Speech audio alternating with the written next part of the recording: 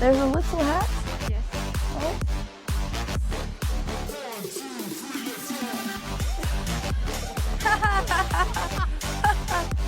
Andrea and Andreas! Andreas! We have you here! We have a girl gang. I've never had this in my life. This is very exciting, and they're all better than me at chess. I know a lot about wine, obviously. Drink it every morning. No, sorry, that's whiskey in Ireland. I confuse the two things. Baguette? Dobra. Burger? That's 30 seconds to a minute. Alex might lose her first match. Literally no one opening that's the Because easiest it's to the best memorize, one. and you still It's actually very mess up complicated theory. at higher levels. Yeah. Coats and accessories. Yeah. Opa! Yes! Nerd, I understand that. So we made it to London barely. Andrea, monte che viene sotto la meicia. Alright, we're crossing the river and there's Big Ben.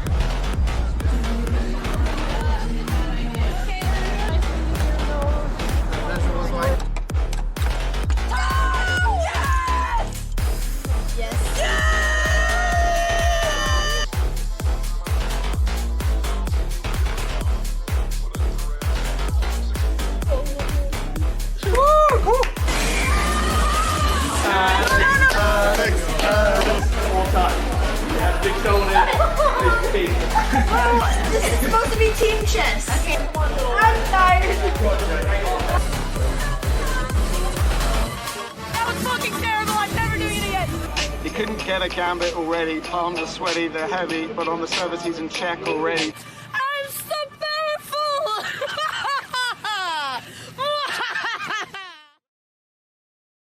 And we are here with Alex's best Norwegian friend. Get in here, Hammer. Get in here, Hammer. Welcome. I have notes. The Yay, legendary notes. Oslo Botez Oslo tour. Yay. What do you think about this work, Nick? Look at this framing. Okay, the framing is not great, but nation to the royal palace. Okay. And it has all. We're here with Anna Kremling, my new Botez sister. Might even bring her to Dubai. Overhand, Michelle. Did you hear that? Okay, this is too much. I'm out of here. Don't leave me. Which we're going to be seeing. One of the main pieces.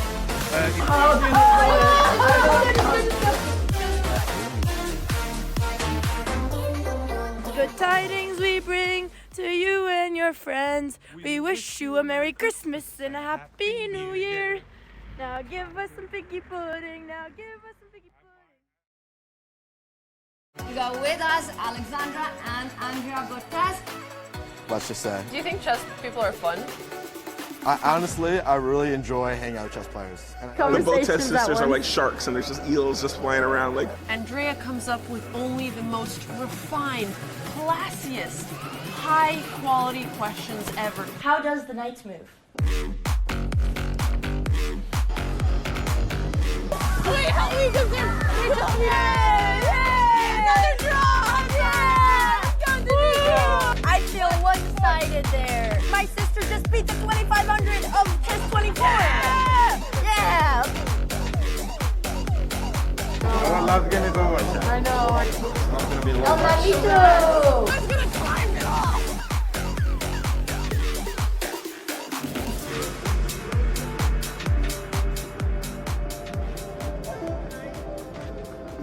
Is it over? Why are you still here? It's not going through. Look, Alex, what else did you want? Why is the rain not going through? Bonjour, Alamon. Bienvenue à Paris. Yeah, already start. What are you doing? Yeah, what is this? There's a little hat. Yes. Oh.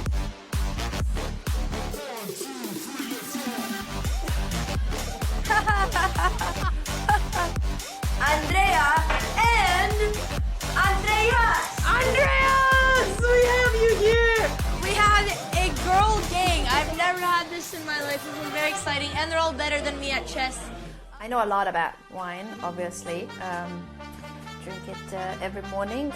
No, sorry, that's whiskey in Ireland. I confuse the two things. Bagay? Burger. Burger? It's 30 seconds to a minute. Alex might lose her first match. Literally know one opening that's the Because easiest it's to the best memorize, one. and you still It's actually very mess up complicated theory. at higher levels. Yeah. Coats and accessories. Yeah. Opa! Yes! Man, I understood that. So we made it to London barely. Andrea, All right, we're crossing the river, and there's Big Ben.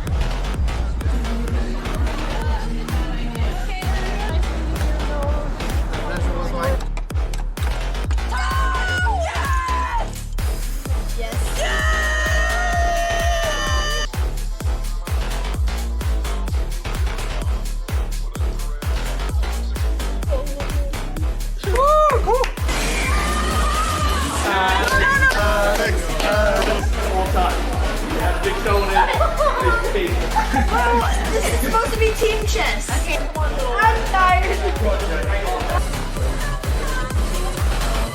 That was fucking terrible. I'm never doing it again. He couldn't get a gambit already. Palms are sweaty, they're heavy, but on the service he's in check already. I'm so powerful.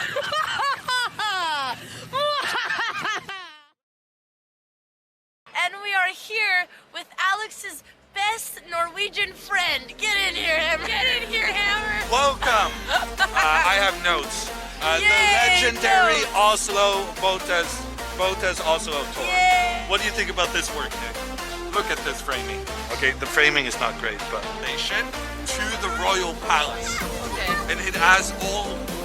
We're here with Anna Kramling, my new Botez sister. Might even bring her to Dubai.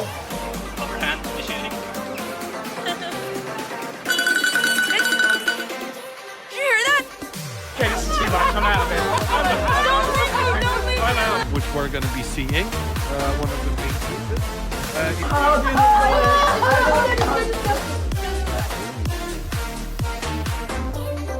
Good tidings we bring to you and your friends. We wish you a Merry Christmas and a Happy New Year. Now give us some piggy pudding. Now give us some piggy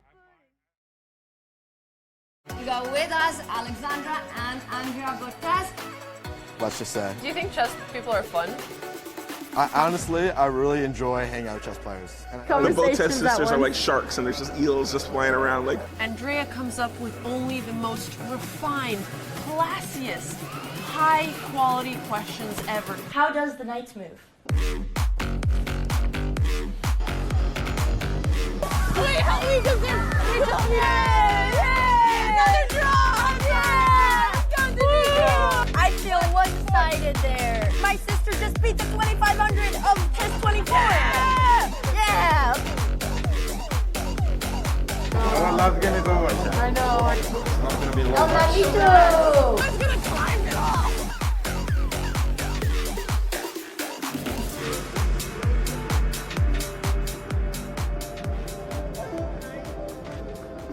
Is it over? Why are you still here? It's not going through! Look, Alex, what else did you want? Where's the rainbow going through? Bonjour, Alamon! Bienvenue à Paris! Party stars. What are you doing? Yeah, what is this? What is this? There's a little hat. Yes. Oh.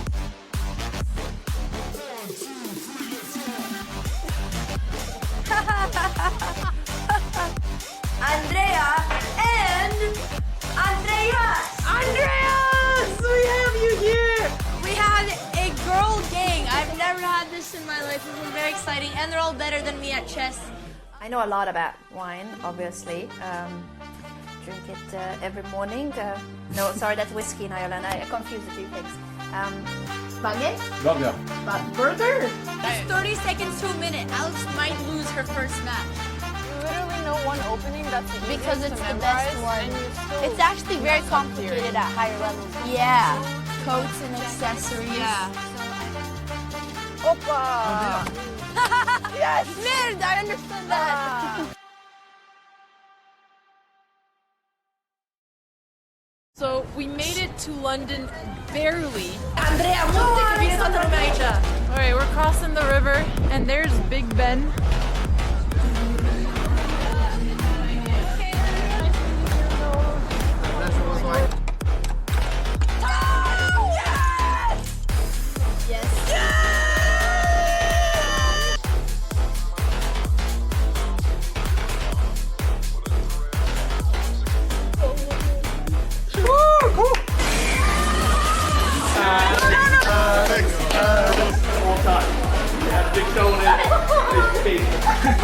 This is supposed to be team chess. Okay. I'm tired. That was fucking terrible, I'm never doing it again. He couldn't get a gambit already. Palms are sweaty, they're heavy, but on the service he's in check already. I'm so powerful!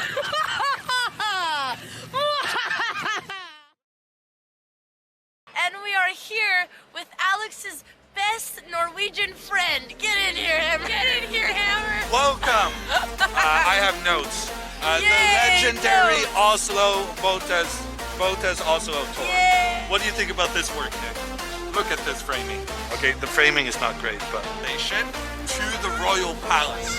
Okay. And it has all We're here with Anna Kremling, my new Botez sister. Might even bring her to Dubai. overhand machining. Did you hear that? Okay, this is too much. I'm out of it. Don't leave me. Which we're going to be seeing. One of the main pieces.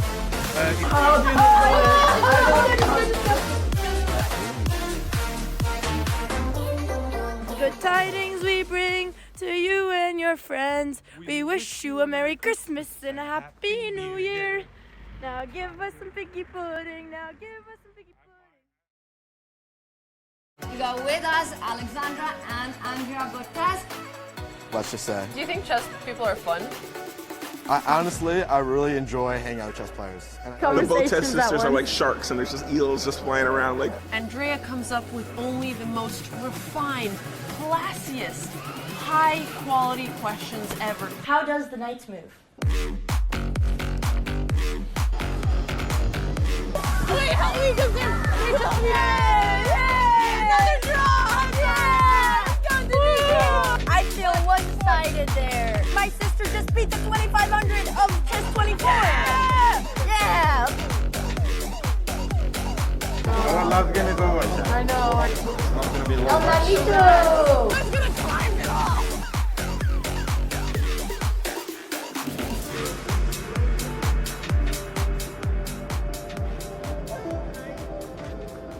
Is it over? Why are you still here? It's not going through. Look, Alex, what else did you want? Why is the rain not going through? Bonjour, Alamon. Bienvenue à Paris. Yeah, already start. What are you doing? Yeah, what is this? What is this? There's a little hat.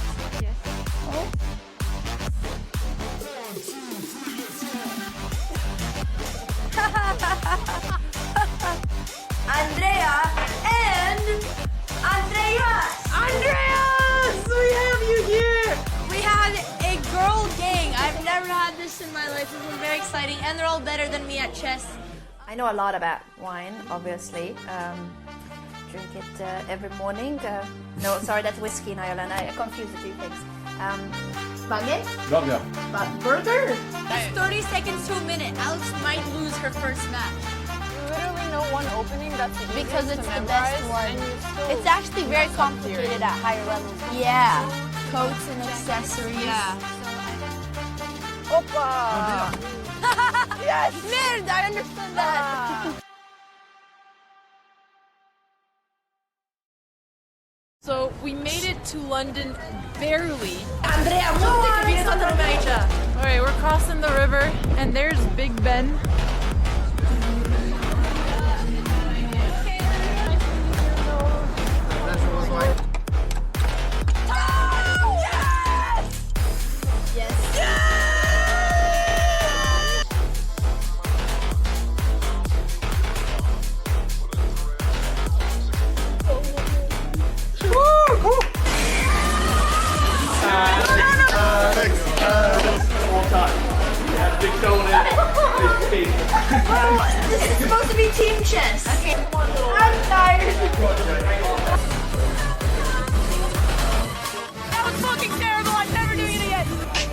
Get a gambit already, palms are sweaty, they're heavy, but on the surface he's in check already.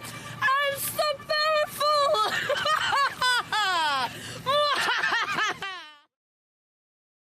And we are here with Alex's best Norwegian friend. Get in here, Hammer. Get in here, Hammer. Welcome. I have notes. The legendary notes. Oslo Botez Oslo tour. Yay. What do you think about this work, Nick? Look at this framing. Okay, the framing is not great, but station to the royal palace. Okay. And it has all.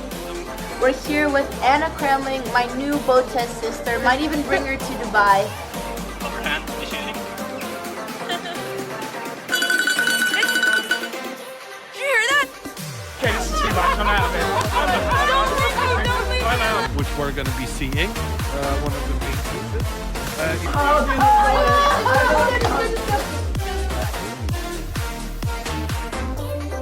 Good tidings we bring to you and your friends. We wish you a Merry Christmas and a Happy New Year. Now give us some piggy pudding. Now give us some piggy pudding. We got with us Alexandra and Andrea Botez. Let's just say. Do you think chess people are fun?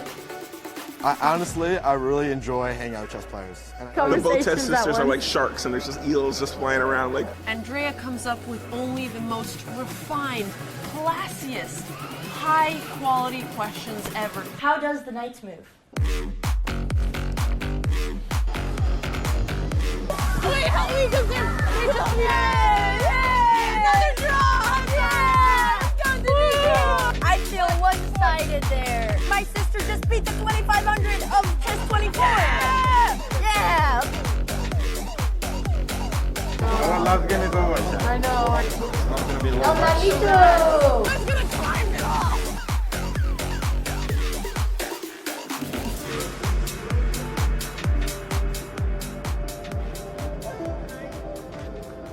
Is it over? Why are you still here? It's not going through. Look, Alex, what else did you want? Where's the rainbow going through? Bonjour, Alamon. Bienvenue à Paris. Artist stars. What are you doing? Yeah, what is this? What is this? There's a little hat. Yes. Oh.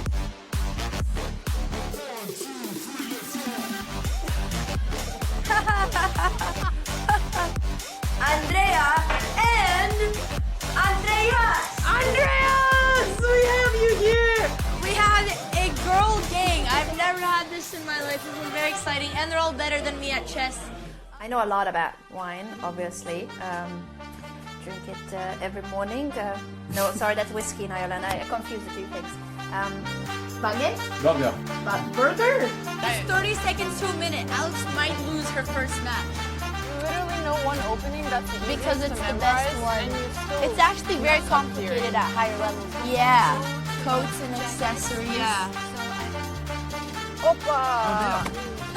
Yes! Merde, I understand that. So we Okay, I'm completely sick of that intro. So let's just get going. Unfortunately, no cameras coming in from Prague just yet. And that well, there we are. Finally, Alexandra is there in her cap, facing another kid again. With the white pieces this time.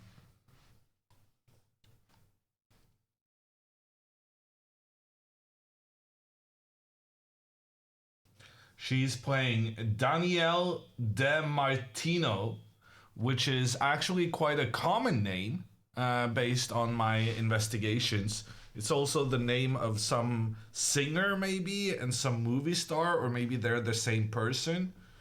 Plenty of Danielle De Martinos in the world, but this one is a chess playing kid, and those are the ones we fear the most. Andrea late as usual. Andrea definitely late like usual, yes. But the new thing here was that Alexandra is late as well. Pawn to d4 on the board from Alexandra. Knight to f3, standard developing move. Pawn to c4. Classic way of playing thus far. And Daniel, he goes for aggression. He's trying to go into a King's Indian or a Grunfeld. Both of which, Alexandra is well versed in those openings because she plays this herself. And Alexandra will build up with big pawns in the center. This is called the same-ish variation against the King's Indian. I've been trying to get Alexandra to stop playing this for quite some time, but clearly not yet succeeded. So white focuses on moving their pawns into the center, which is good. Having good central control, big fan of that. But the problem with it is that you neglect your development.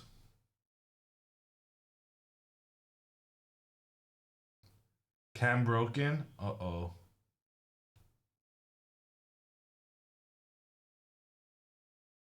Sometimes I feel like the cam has gone away and then come back. Oh, and also I didn't flip Andrea's board. Okay, Andrea is in.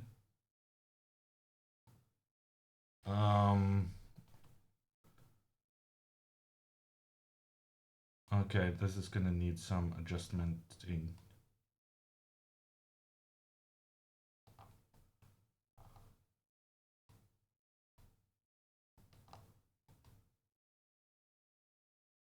At least we can see Alexandra, I suppose.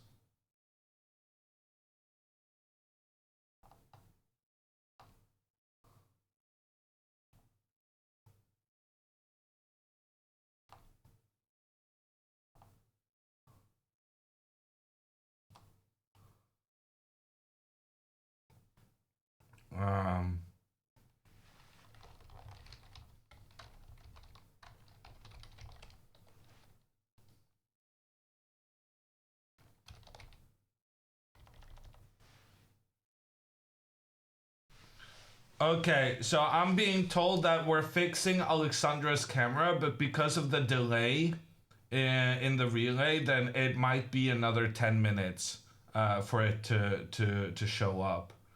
Andrea in the tracksuit again. She did win yesterday, but she got completely battered. So I don't know if that's a good sign or not. Let's check in with the games. So Alexandra with her same-ish, she's using her pawns to control the center, but she's neglecting her kingside development. So let's see if Danielle manages to punish her for that fact. Bishop e3, knight e2. Honestly, I like these variations in the same-ish where black doesn't immediately try to put pressure in towards the center. So I feel much more comfortable about Alexandra's opening now, since her opponent hasn't tried to put immediate pressure using the pawn. Daniel is he's in the Andrea school of chess, in that he puts his knight in front of the c-pawn so that the c-pawn is unable to fight for central control. And being a man of principle, I will display my dissatisfaction with that, whether it be Andrea or anyone else.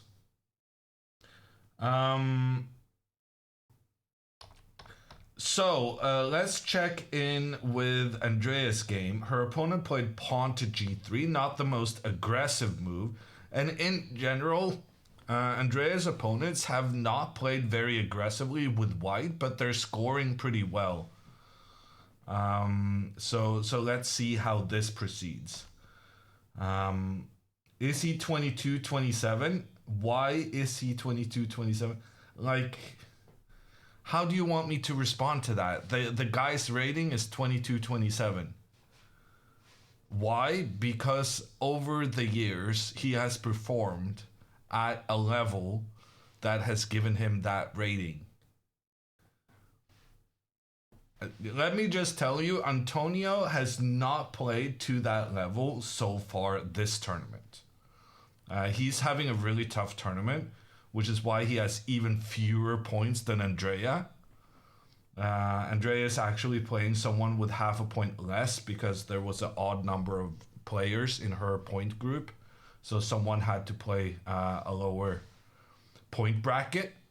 And that honor goes to the lowest rated player in the point group, which was Andrea. And that's kind of an honor because when you're the lowest rated player within your point group, it probably means you're also the biggest overachiever.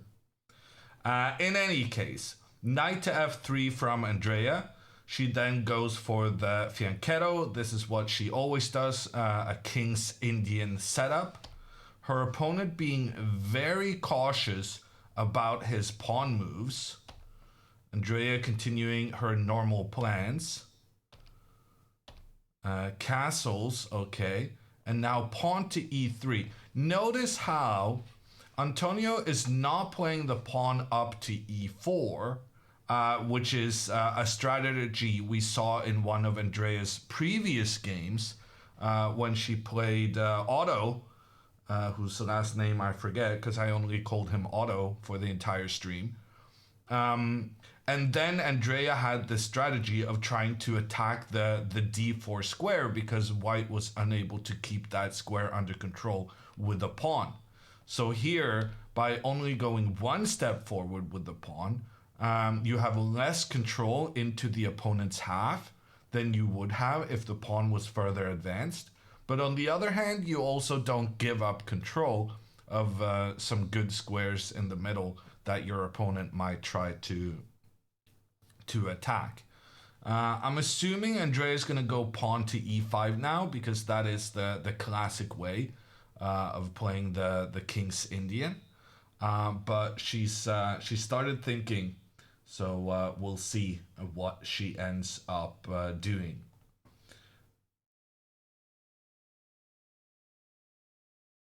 Okay, in the meantime, Alexandra, queen to d2. I'm very sure that we've prepared this previously because this line is played by one of the Canadian girls, Svitlana, I think, Demchenko. Demchenko plays this way with the black pieces. So, and Alexandra has played quite a few blitz games against her in this line. So I do think this is a line Alexandra is comfortable with and familiar with. So I'm happy so far with how the game is progressing. Black voluntarily moves their knight out on the edge, which in theory should not be a good move. But it's all about how we talked about the C pawn and how this pawn wants to influence in towards the center of the board. So black basically getting the knight away so that the C pawn may advance. But then you can ask yourself, well, why didn't they just move the C pawn in earlier? And that is a very good question for which I don't really have an answer. In any case, the knight is attacking the pawn on c4, and then knight to c1 actually takes care of that by increasing the bishop's scope. And now black has to already be careful about this pawn pushing up, attacking the knight. Danielle plays bishop to d7. But I mean, if I'm Alexandra now, I would be very tempted to just push forward. Push forward, the knight has to step back. Push forward again, and if the knight takes the pawn, then the knight is trapped. Wow. Computer says that even though the knight is trapped after pawn to a5, this position is quite good for black because after takes, there's an attack against the rook and an attack against the knight. That is crazy to me. But it also showcases why I'm not such a fan of this same-ish variation that Alexandra likes to play with the white pieces, because it really neglects white's development of the pieces. And we've seen previously this tournament that castling your king late can definitely have some severe consequences. Alexandra does play b4, and she does it almost without thinking. That is kind of a shocking move to play without thinking about it, because it's a really committal move. We have seen Andrea in many instances be super aggressive with her pawns, and it hasn't always worked out. So pawn to b4, it was definitely a tempting move. I was intrigued by it, but at the same time, I wouldn't be doing that in just a minute without really thinking about the consequences. Because after knight to c6, the knight is attacking this pawn, and if we protect this pawn, I am concerned about the move pawn to e5. This is similar to something I was concerned about in one of Andrea's previous games, where the opponent sacrifices a pawn, essentially, in the center of the board, and if you take this one, then you give your opponent a really strong bishop. And in fact, the computer says black is just winning here due to the very clever knight takes e4, opening up an attack against the queen and the knight that's in trouble behind it. So super committal move here very quickly from Alexandra. That being said, the computer does feel that this idea black has of moving their knight into the center, if white, instead of accepting the gift, just goes for the trade between the knights, computer does say that this is an advantageous position for white. So it's not a bad move by Alexandra, but she's playing super quickly, and I can't decide whether I like it or not. Yesterday, she played super quickly, and she played brilliantly, and she completely crushed her opponent, but then she continued playing super quickly into his time trouble, and ended up not spending enough time when her opponent did manage to create some chances to attack Alexandra's king. So it's one of those things that whenever Alexandra loses because of time trouble, then you're like, you just gotta play quicker earlier. And in that fashion, I do support both this aggression, but especially the pace Alexandra is showing. But at the same time, it can be a bit scary pushing all your pawns up the way Alexandra has done, because you leave behind a lot of squares that cannot be attacked by pawns.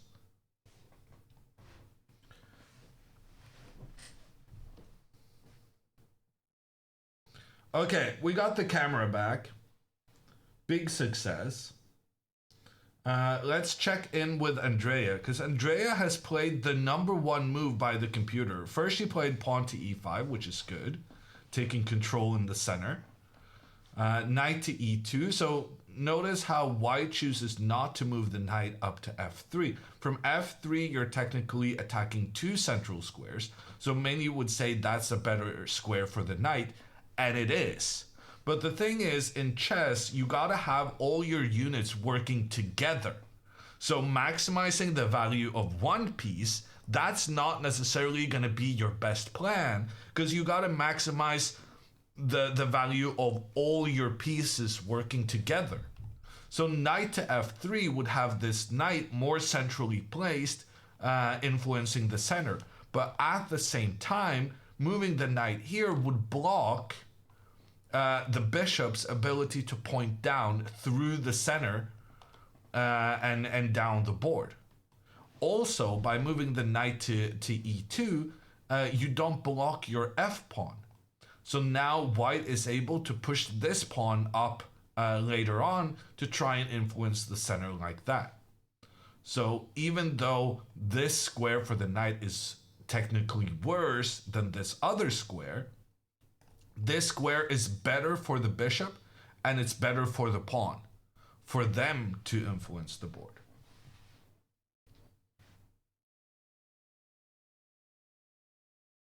Is this a kids tournament?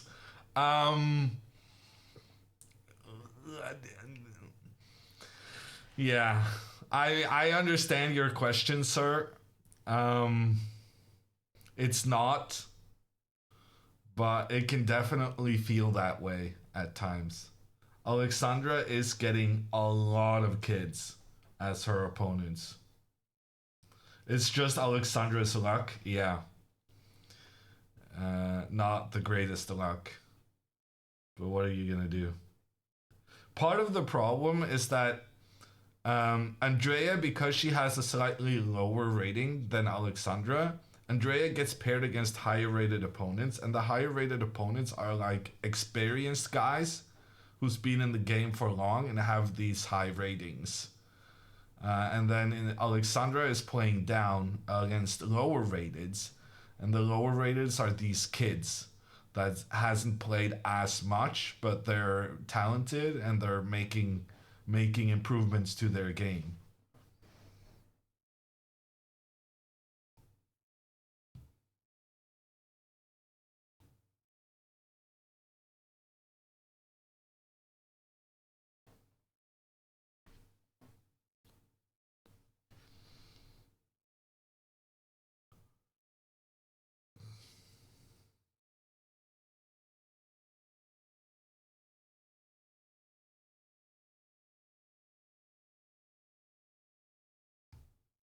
So Andrea is lucky playing higher rated.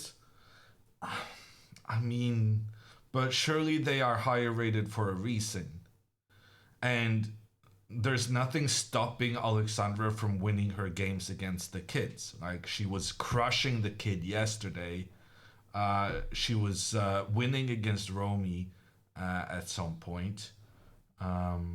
She had a really good fight. Could have been a draw against Antec. So it's I can't say this.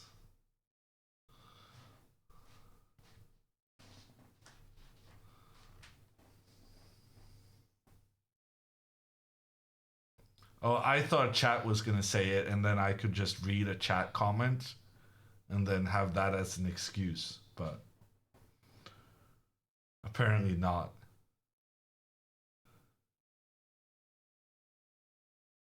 No one in chat saying skill issue. Okay, I'll say it then.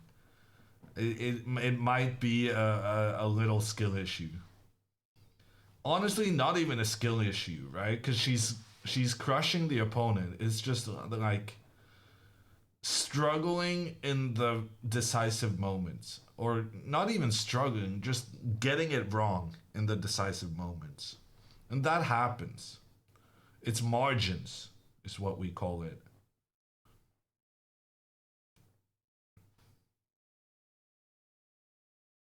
Can we update Andrea's board? I don't know why these boards are not auto updating, because I'm sitting in the... Okay, yeah, no, fine. Bishop to e6 played by Andrea. She's very clearly looking to play pawn to d5. Also, the benefit of this move is that now pawn to d4 for white doesn't work, since you can grab the white pawn. So her opponent is going to have to play like b3 to then try and play d4. But then Andrea can play d5, and she has pretty nicely placed pawns in the center of the board. So good opening for Andrea. She's playing an opponent rated 500 points higher than herself, which is it's quite rare that you have that big of a discrepancy in the player's ratings. Her opponent did in fact play b3. He wants to go d4 next, but he needs to keep this one protected first. And then I'm expecting Andrea to push her pawn forward in the center first. Kid took too long moving. Yeah, Alexandra is being very aggressive, but frankly, it's kind of working. Her position is definitely better. Her kid needs to play pawn to e5, challenging the center, and then establishing the knight therein. But it turns out white can just challenge this knight and get it traded off, and then you're ready to castle, and you have this nice big center. So I was critical of Alexandra's decision to push forward with the pawn to b4, but frankly, it was a good move. And my main criticism is that she played it so quickly when it was such a big decision to make. But, you know, she's angry, and she's expressing her anger by just trusting her instinct and pushing forward, wanting to annihilate this kid. And so far, she's doing a good job. She has excellent control with her pawns in the center. It doesn't seem like black can strike back easily. And black is being quite passive with his most advanced pawns. He's only pushed his pawns one step forward. And sometimes having your opponent go aggressive with these pawns, you can counter and you can punish that aggression. But right now, it seems like Alexandra she's been aggressive, but she's been aggressive with the correct amount of moderation. So I'm really liking Alexandra's position. And then I'm curious about Andreas, because Andrea, today like yesterday, is playing an opponent who seems to have a strategy of just playing very quickly.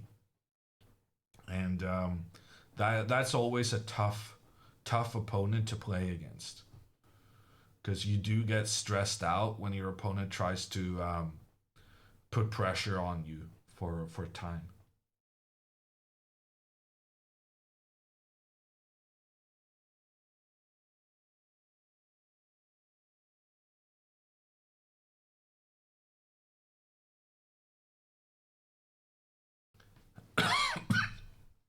Hammer, you have to remember Andrea sees herself as 2100 FIDE.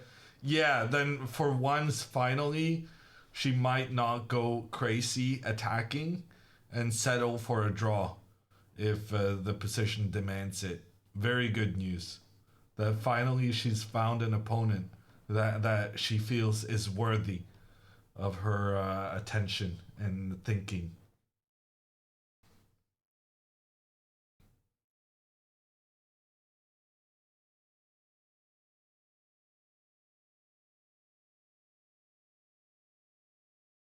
Isn't playing quickly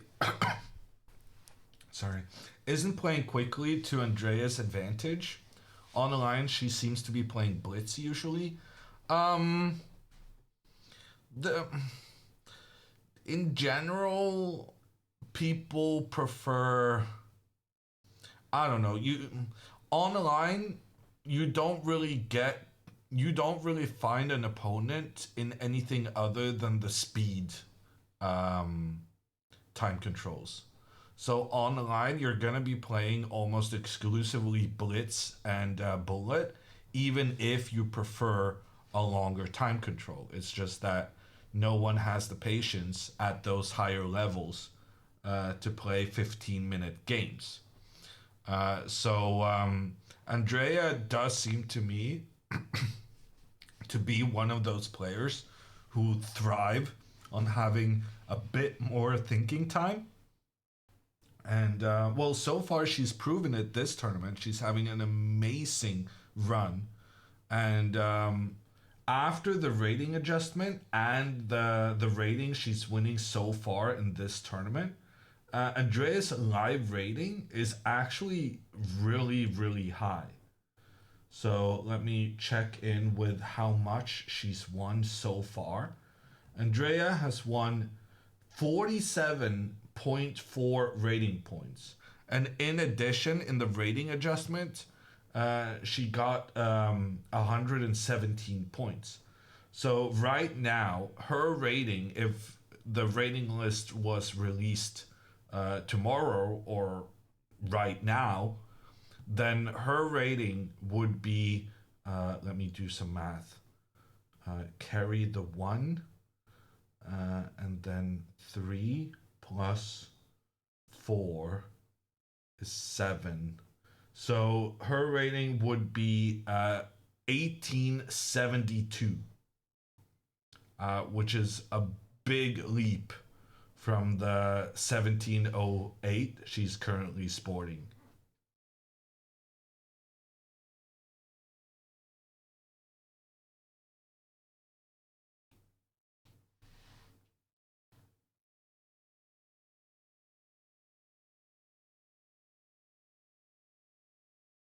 GM mathematics right there. That is a economics dropout math right there. We have moves on Alexandra's board, and I noticed that her opponent chose to retreat the knight in ordinary King's Indian fashion. He chose not to go with the knight into the belly of the beast in the center of the board, surrounded by white's pieces, but at least then you're doing something aggressively. Instead, retreating the knight back, computer now feels pawn to g4 is one of the best move. It also likes bishop to e2, and its third choice is pawn to c5, which is what Alexandra has done on this occasion. And Alexandra keeps her plan of playing very quickly and is now exerting pressure on Black's queen side already. The one concern I have with this move is that after knight to h5, I think that's why the computer was recommending this pawn to g4 move, to prevent the knight from coming up here. And now if you try to attack the knight will once again establish itself within white's half of the board. So this kind of thing you're going to want to watch out for. Black is going to come with their pawn to push that one forward as much as you can. And it's going to be an interesting fight, but computers massively favoring Alexandra at this point, and she's also playing very, very quickly. So far, we can see on her clock that she has spent 5 minutes compared to starting out with an hour and 30. But to be entirely honest with you, most of that time is due to the fact that Alexandra was also late to the game today, learning some of her sister's successful strats. And yeah, Alexandra is just playing very quickly and so far playing very well, which is also what we said yesterday. So in general, Alexandra is playing well, but not getting rewarded for it. Faltering in the big moments later in the game. And Andrea is, yeah, she was gifted a full point yesterday. And sometimes luck does play a part. Andrea has also played very, very well, but she's been luckier in the big moments than what Alexandra has. And that's a reality of chess. That sometimes your opponent helps you out and sometimes you mess up your own chances or your own good positions.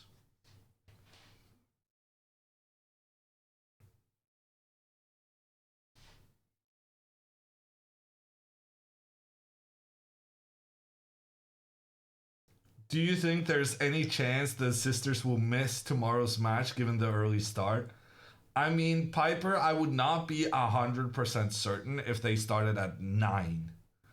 But an 11 a.m. start is fine.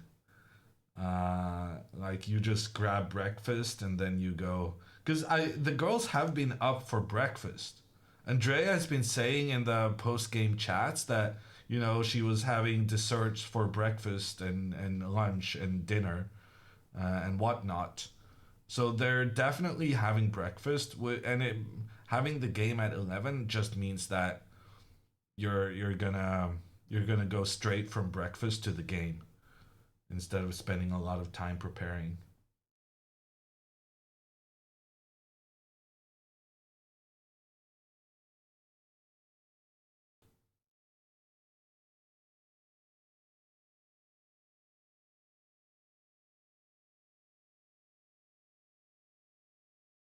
How come they're late? Doesn't the competition take place at the hotel?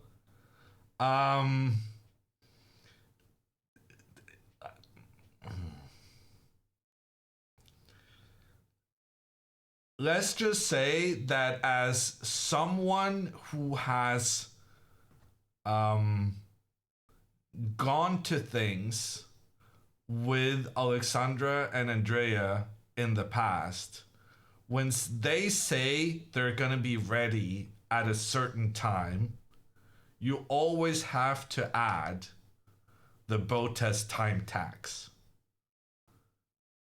So if they say we're going to leave at 11, don't trust them when they say that. I have a couple of times because I'm very literal in the way my brain works. And I have sat there and waited and waited and waited.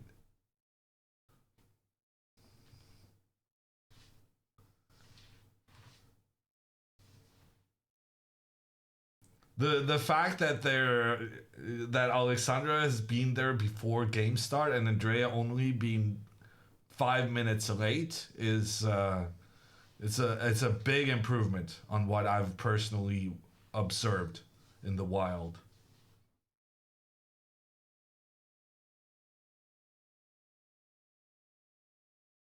Has Alexandra castled yet this tournament? I mean, she's definitely castled, but I'm not sure we've ever seen her castle before move like 15. It is definitely a tendency in her game to be quite late with the castling part. Are there punishments in chess tournaments for being late? I mean, there's a very obvious punishment in that they start your clock when you're supposed to be there. So if you're 30 minutes late, then you lose 30 minutes on your clock.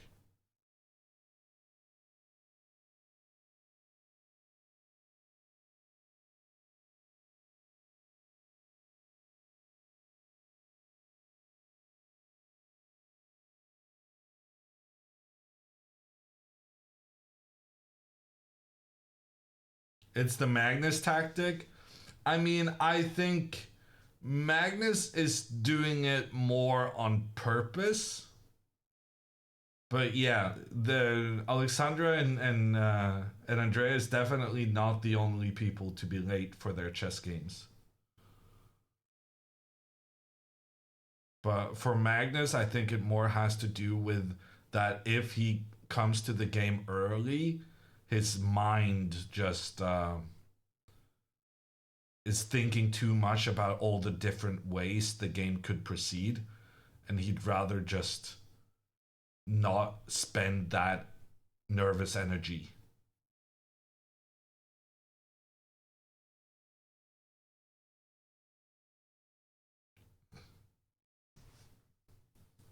Alexandra lost yesterday. What happened? It was very, very sad. It was very sad. She was completely destroying her opponent, and then suddenly he started sacrificing first a pawn and then a rook, and Alexandra's king got caught with too few pieces defending it. Is Bensea casting tomorrow? Yes. So for tomorrow's early round, I'm gonna give my sore throat some well-deserved rest, and Bensea is gonna be at the helm instead.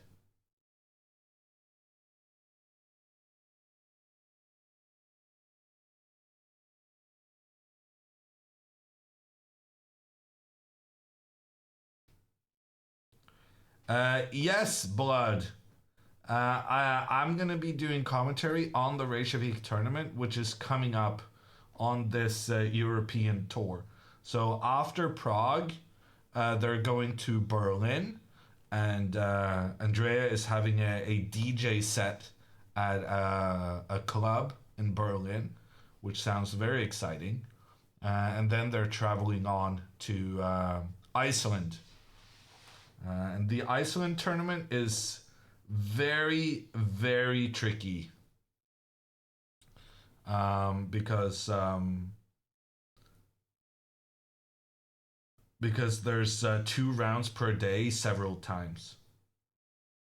Oh, Alexandra has played pawn to g4. She's really, really aggressive with her pawns right now. The problem with this move is essentially, once again, that you allow your opponent to sacrifice a pawn to try and open up the scope for the bishop.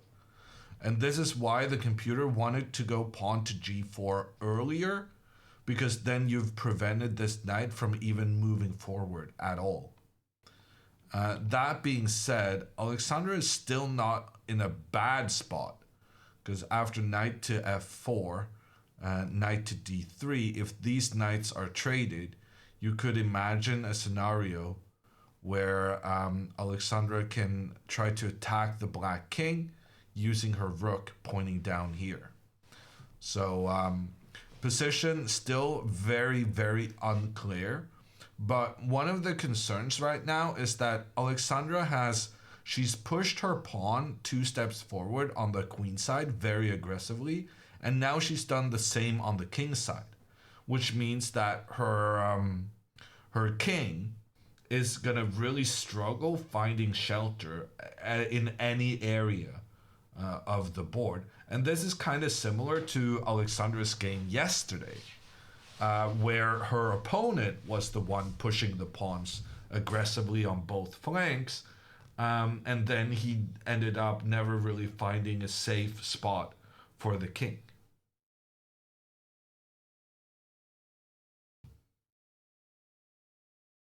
What's some good Norwegian food an American should try? The best Norwegian food is going to be stuff that grows in the ground. So that's pretty much what we can grow at a fairly northerly longitude. But potatoes and then maybe some lamb. That's some good Norwegian dish. Bishop to a3, played by Andrea's opponent. He's still playing quite quickly. He's targeting this pawn on d6. But interestingly, so the point of this bishop move is probably to say that now Andrea cannot play bishop to h3, which was what she was planning when she moved her queen 1 step up. However, it turns out that this move is still possible for Andrea, because after the trade, even though the queen then is removed from the defense of the d6 pawn, if white chooses to take that one, it actually turns out that the black queen, together with the knight, is able to create a checkmate on the white king. So white played this bishop to a3 pretty much entirely because they were trying to prevent the black bishop from coming up here and trading. But it turns out that white has not prevented that whatsoever. And Andrea may continue with her plan. What she should do also, though, is she needs to play faster.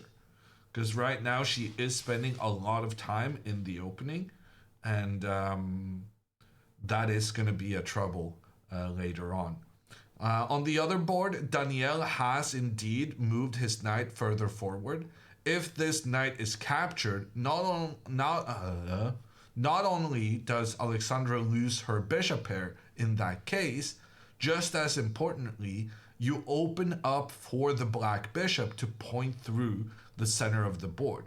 And that's one of the key things about the King's Indian, is that this pawn on e5 is actually often not so great for black in that it blocks your bishop, and oftentimes you're willing to sacrifice that pawn in order to open up for the bishop's diagonal. But Alexandra is not going to capture here. Instead, she's going to go for the immediate trade, and now if that trade succeeds, then the computer once again feels that white has a very significant advantage. However, and this is key, so if the trade between the knights happen, then white is much better. However, in the current position, computer actually favors black.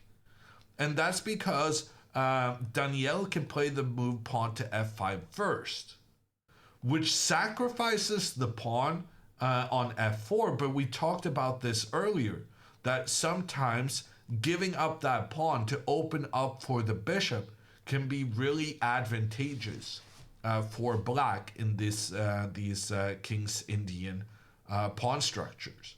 So big moment now in the game, whether Danielle will find this pawn to f5 sacrifice. And if he does find that, the position will be a bit uncomfortable for the white king in the long run.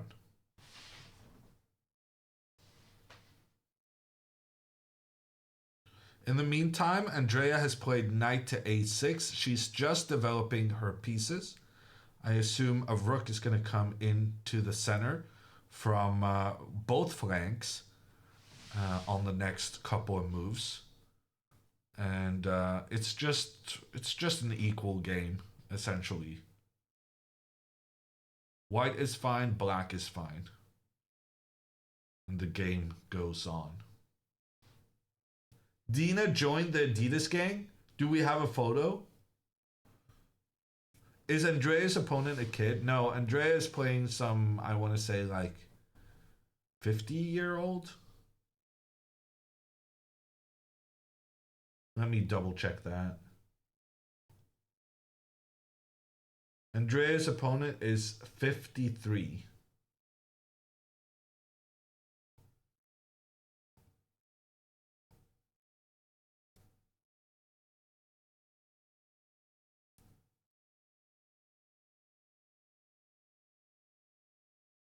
There's no 22, 27 rating kid. There definitely is, Kamoka.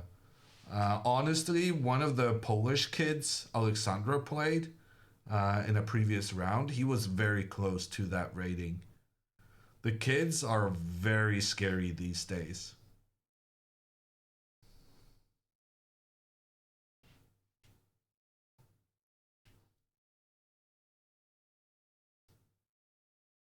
Did they travel to Italy overnight? Both the opponents do have very Italian names, but Danielle is actually representing the French Federation. Chess Federation. So he's probably French, but with an Italian name. It happens. The countries are not too far apart. Oh, Dina's on cam. At least her fingernails.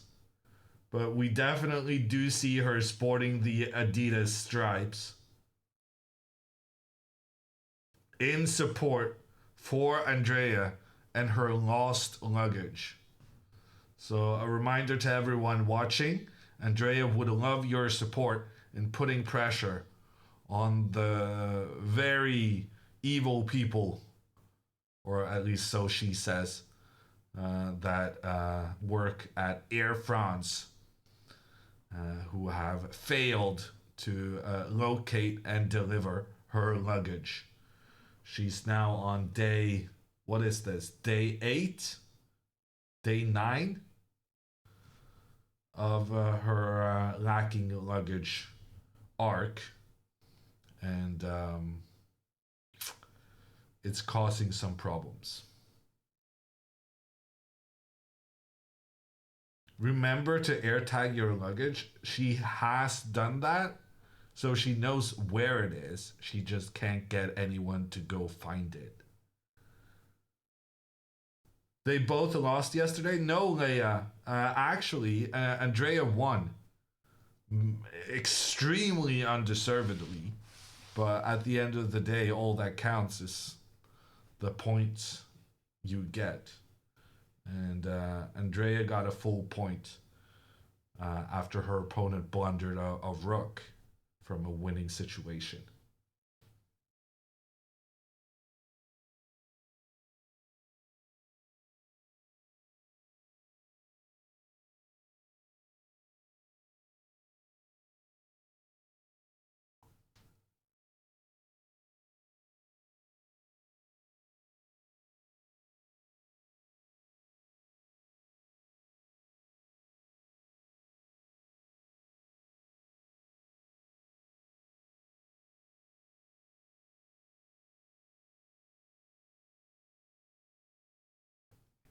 Sly says that they had to leave yesterday. Alexandra was winning and Andrea was losing. Turns out they both reverted the situation. Yeah, it was a wild turnaround.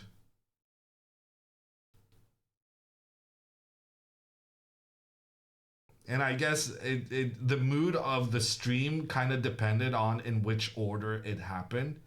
So it could have been that Andrea turned it around to a win and then both of them were winning. And then we were super optimistic and then things fell through. But actually what happened is that Alexandra got into trouble first. So at some point we thought, oh, both of them are going to lose before Andrea was gifted the win. Was Andrea's game yesterday one of the biggest blunders you've ever seen in a tournament of this caliber? Not even close. Not even... No. Oh, you wouldn't believe the blunders people are capable of. That I'm capable of. That, you know, the top players in the world are capable of. Andrea got a massive gift. But it was... it's not a record-breaking one in any way.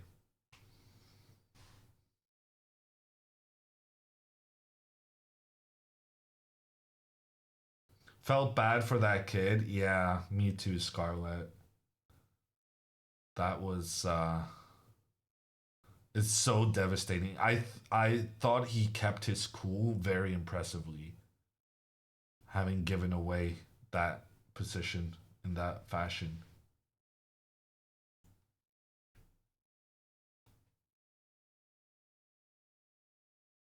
Can Andrea actually win this? Of course she can. What are you talking about? I mean, she's having a good tournament. Her opponent is having a bad tournament. She's developed her pieces sensibly. She has connection between the rooks. She's going to be able to push forward in the center in the long run.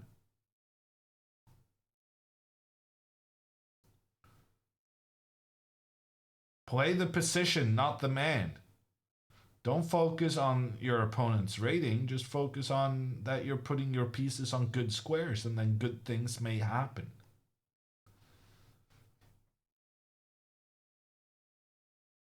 Is Hammer a big chess gamer? Yes, very big in every possible meaning of the word.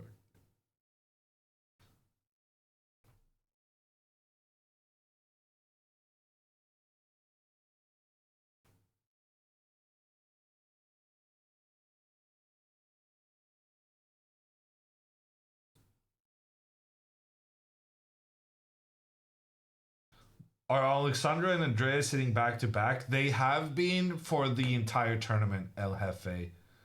We just haven't had this camera angle on Andrea previously.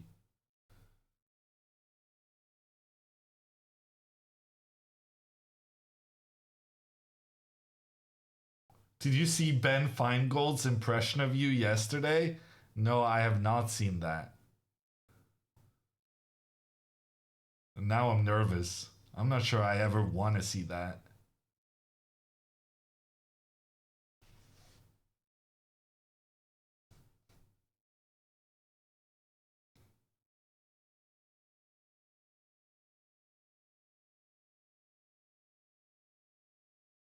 Which nationality is Antonio Bravetti?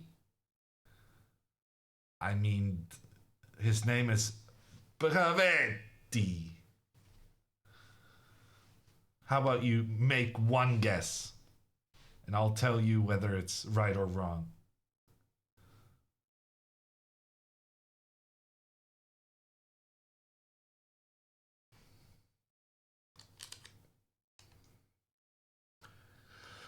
Oh, chat. Jamaican. Yeah, sure.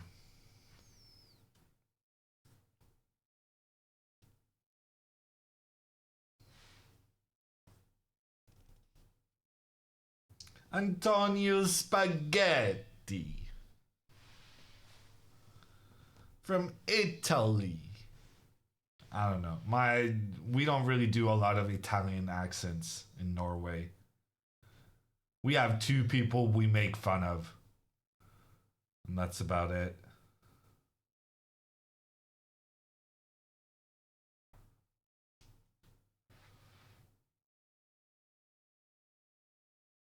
Who? Also not the most complicated thing to guess. The Norwegians make fun of the two countries that owned us in the last 400 years. We definitely hold a grudge.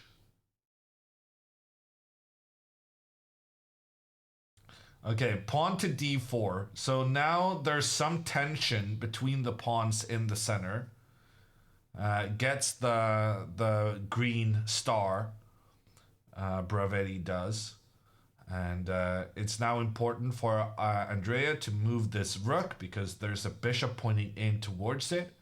If she plays the other rook in towards the center, then the trade of pawns will enable the white bishop to capture the black rook. So we're not going to want that to happen. Also, we have been talking to Andrea about keeping the tension, and that often you don't want to be the one to make the trade for your opponent's pawn. Apparently that also applies in this circumstance, although it's not obvious at all. Wow, after pawn takes pawn, computer says the best move by far for white is to take back with the queen. Then the queen is pointing down towards the black pawn. Oh god, things are happening in Alexandra's game. The queen and bishop are pointing down towards the pawn, but after knight to d5, you threaten the queen, and you make some other threats as well. But here the computer wants white to sacrifice the queen and get a knight and two bishops in return for the queen. And computer thinks white has almost a winning advantage. So that's a really interesting line in Andrea's game. But moving over to Alexandra, her opponent played pawn to g5, got a question mark, but he's trying to shut down the position. He's given up any hope of playing the pawn to f5 because now two white pawns are controlling there and there's no black pawns able to support. So computer really liked Alexandra's position here if she just maneuvered her knight up to f5, but instead she's made the trade between the knights, and computer says this is a miss, which normally I thought meant that you missed an opportunity to win the game. But frankly here, the chess.com system is not being harsh enough. Because not only has Alexandra made a trade that wasn't really in her favor, it's also worth noting that after pawn takes and use the e-pawn, you open up for the bishop and this diagonal. And we talked about this earlier, how white really doesn't want to make that trade because it opens the potential in black's bishop. And yet, Alexandra has made the trade unprovoked. She was definitely not forced to do this. And one of the big issues with this, it's not that the black bishop is going to become super good, because Alexandra can just trade it off immediately. That's not a concern. The concern is more about the e5 square. This square, white is unable to have a pawn attacking the square, which means that it's a fantastic placement for one of black's pieces. And what piece is black going to use? They're going to use the knight. The knight will make its way up to this e5 square. There's no way for white to kick the knight away anytime soon, giving black the advantage in the game. So honestly, a big positional error here by Alexandra, and Daniel has taken back with the pawn, giving himself access to that e5 square, either for the bishop, but preferably the knight jumping up and forward. So Alexandra now slightly worse in the position. But she is playing super quick. She's making mistakes because of the pace she's playing at, but at the same time, she's putting a lot of pressure on her opponent, who will struggle to match her pace.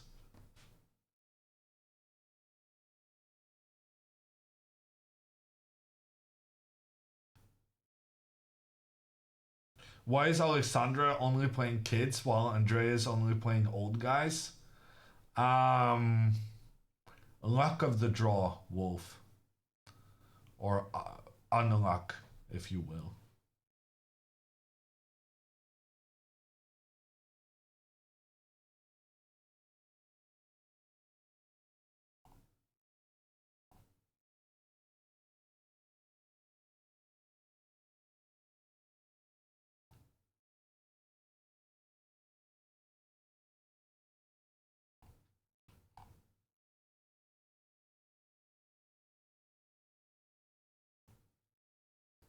Wow, we got a raid 211 coming in from Alessia.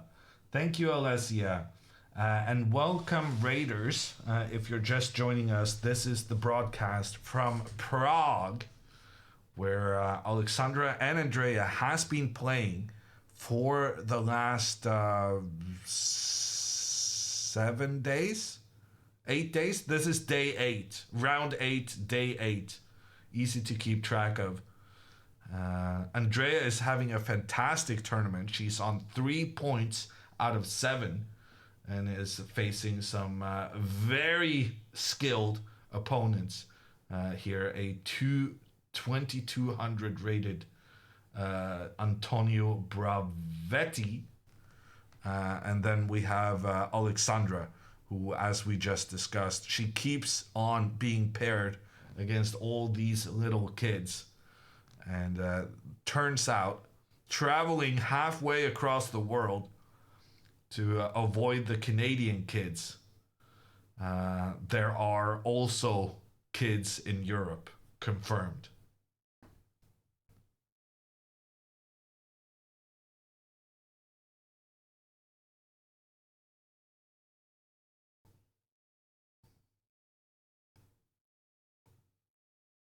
They're everywhere, Sag. What are you gonna do?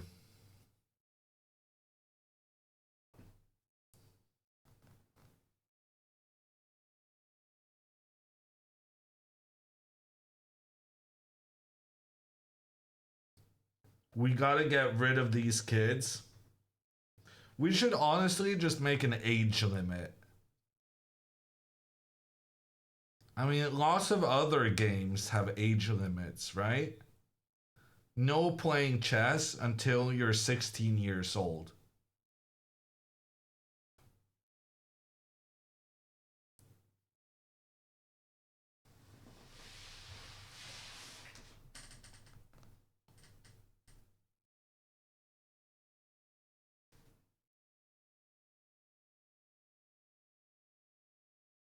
How will they become grandmasters? They can become grandmaster after they're 16. Oh, I think I just realized why Alexandra is, she's becoming more of a poker player. Poker actually did ban the kids. If poker can do it, surely we can make it happen for chess as well.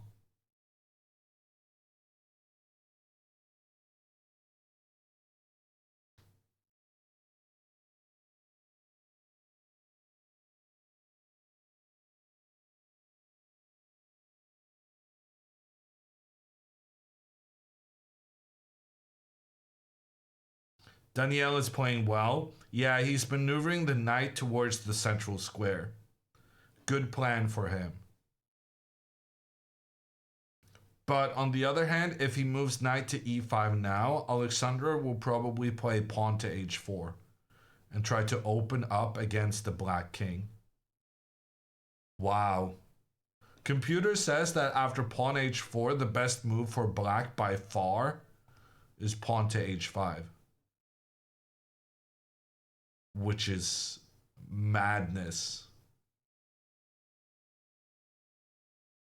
Just your opponent makes some pressure and then you just double the pressure between the pawns voluntarily.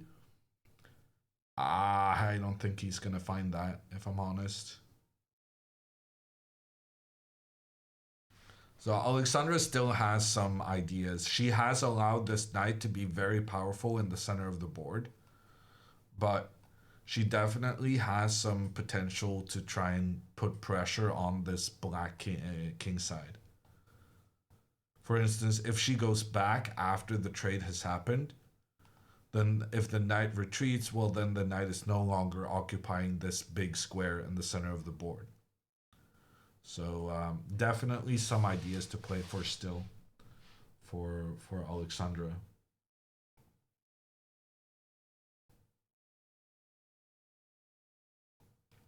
Is Bravetti the highest rated player that either sister has played during this tournament? No, he is not. Because in the first round, Alexandra played a 2490 rated player. Or 2480, thereabouts. So he was almost a grandmaster. And Alexandra even had the advantage at some point in the opening with the black pieces. But unfortunately, she lost in the end.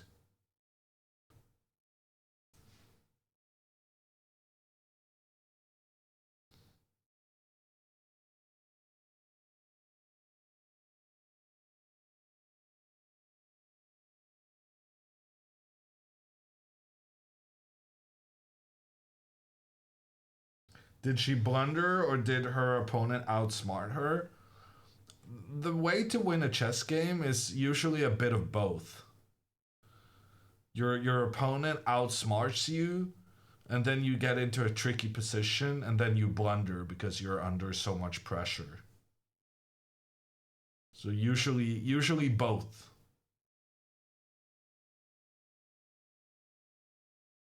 They're playing in Prague, Myson.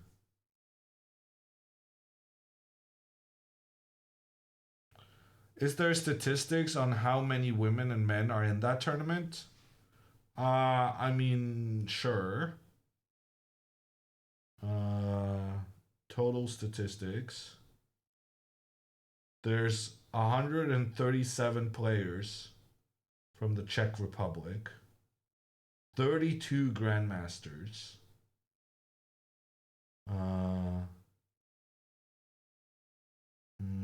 No, the statistics seem a bit more focused on white wins, black wins, where people are from. There doesn't seem to be stats on gender.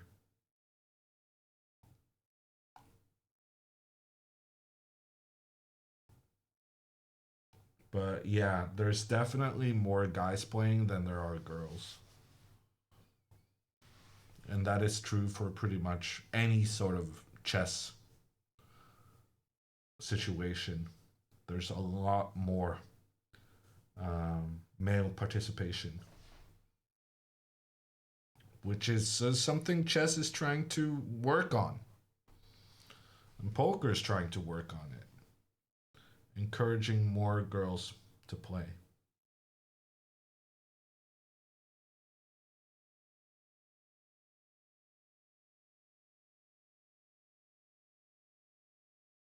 Best move for Bravetti?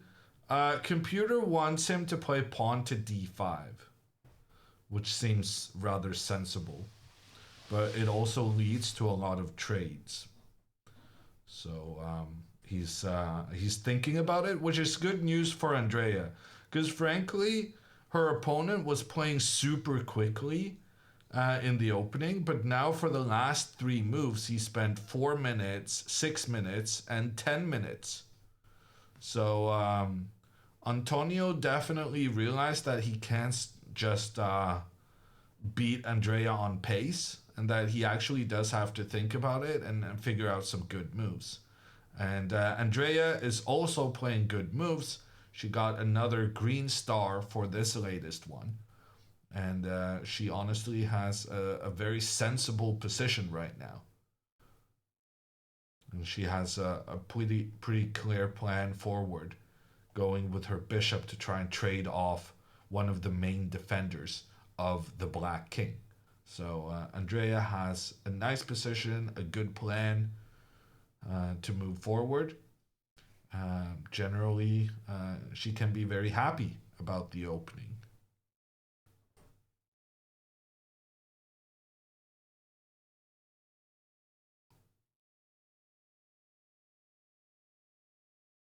Are there more streamers than Alexandra, Andrea, and Dina? I don't know, Royal Zoom.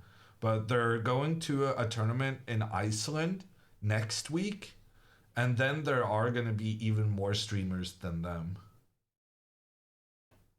Anna Kamling is coming to Iceland. And I think there's quite a few more.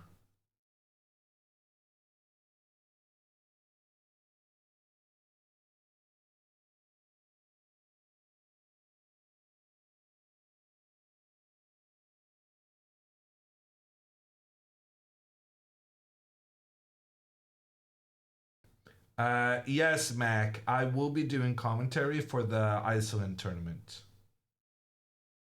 Can I play in Iceland? Yeah, in general, the girls are playing open tournaments, so anyone can participate. You need to be most of the time you need to be a member of your national federation in order to play, because you need to be registered within the World Chess Federation, FIDE. But yeah, it's open for anyone to play. Is Dina going to Iceland? I think she is. Isn't Iceland exploding still? That is my impression, yes. But only parts. And I'm not sure it's exploding. It's more like, you know, being buried in extreme heat. Sounds like content. Oh God. Yeah, no. Andrea is not allowed to approach the lava. That we were gonna have to put that as a ground rule for traveling to Iceland. Lava hot upstream. Oh God.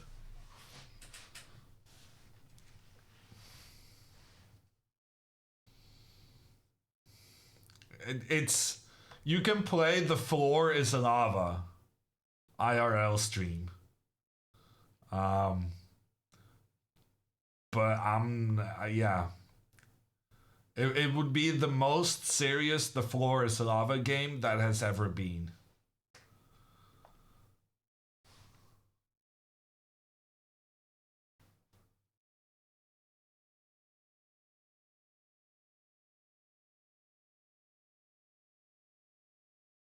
Iceland has hot springs you can bathe in, though. Yeah, and that's the good part of the thermic energy they have. The bad part is that sometimes their volcanoes erupt, and that's not undangerous.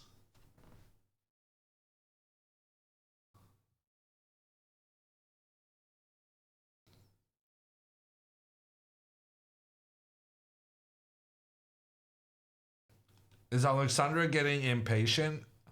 She's been playing very quickly the last 2-3 games, but honestly, it's kind of been working out for her to a certain extent. So at this point, she might as well just continue. But pawn to h4 is an important move now to disrupt the coordination in Black's camp. And if Black just tries to be safe and keep everything protected, then opening up for the rook along the side is actually quite decent for White.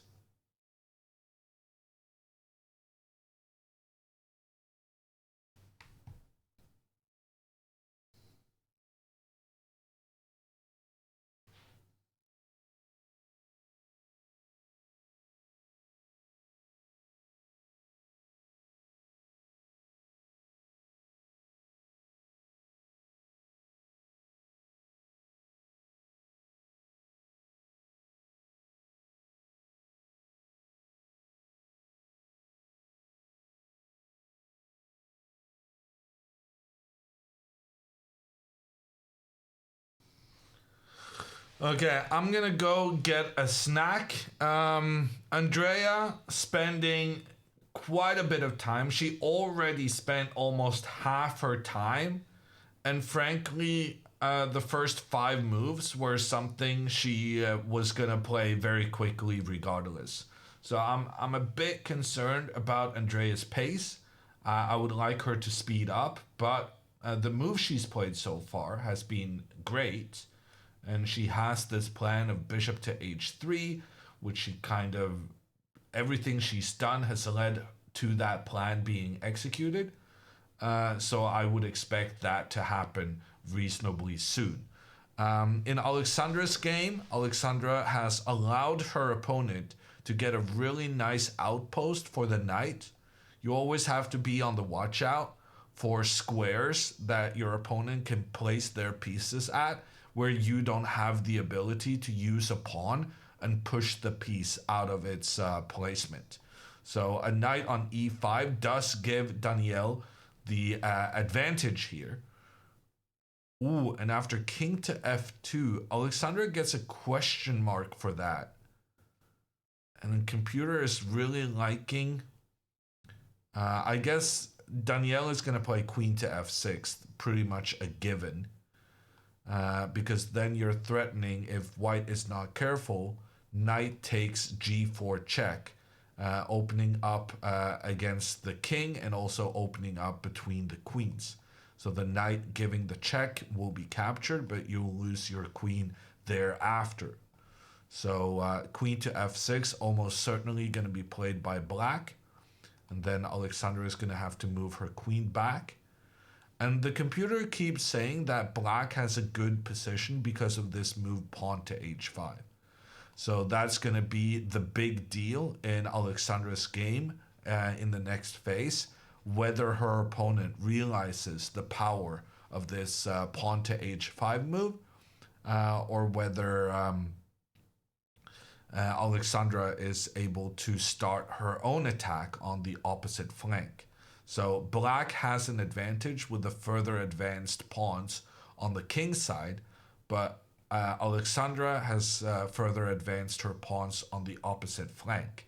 So black should focus their attention where they have the better situation, which is the right side, the king side of the board. And then Alexandra would like to focus her attention on the opposite flank, where her pawns are more advanced and closer to becoming new queens and putting pressure on the opponent's pieces and so on. Queen to f6 has been played, a threat against the white queen, but Alexandra can she can move her rook to protect the queen, or she can just move the queen back. Both of those are okay, but she's under pressure, having to deal with the very well placed knight in the center of the board. Alexandra chooses to move her queen back, and yeah, it's a tense game.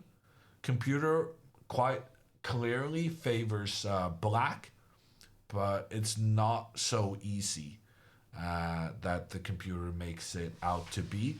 And notice also how Alexandra has a 40-minute time advantage. 40-minute time advantage. So the kid is going to get stressed out because of the time situation at some point. Andrea, on the other hand, she has played this bishop move we were wanting to see. Bishop to h3. She gets the star. Best move is what that means. Her opponent has decided to move the rook into the center, and now Andrea should make the trade to eliminate some of the defenders around the white king. And in fact here, computer is saying Andrea has gotten the advantage in this game if she finds the move pawn to e4. This pawn will help control the f3 square, which will enable black to try and create an attack, because the white king, quite frankly, doesn't have a lot of pieces close to it to protect. And actually, the more the computer thinks about this, the more it says that if this happens, Andrea has a sizable advantage. So big moment here for Andrea. She needs to speed up, but at the same time, she can try now to start an attack against the white king, which is her favorite thing to do. So I'm going to take a little break, and we'll be back with more moves in a couple of minutes.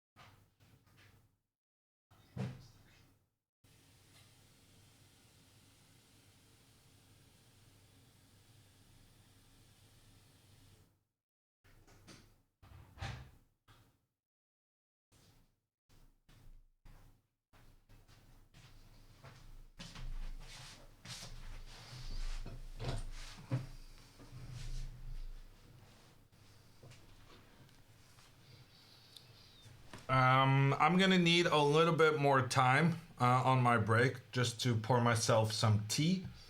But in the meantime, I forgot that I have a plan for what to keep you occupied with in your break, and that is this pretty picture of the Botez sisters and some of their fans sporting the Botez merch, which is the white sweater that I'm actually wearing right now, the black sweaters with the chest pieces and the Botez logo on the sleeve, in addition to the very fancy purple Botez chessboard.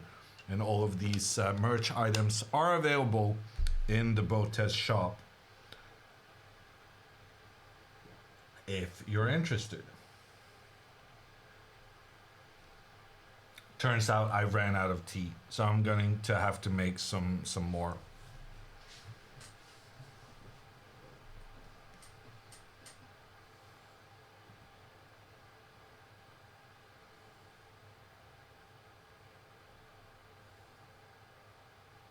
Are both the opponents Italians? I mean, they definitely have Italian names, C word. But Danielle is registered with the French Chess Federation. So maybe he lives in France, close to the Italian border. He did play the Monaco championship or something at some point. So he probably lives near Monaco, which is close to Italy. How's your sore throat? It's killing me. I don't know if you guys can tell, but it's hurting a lot.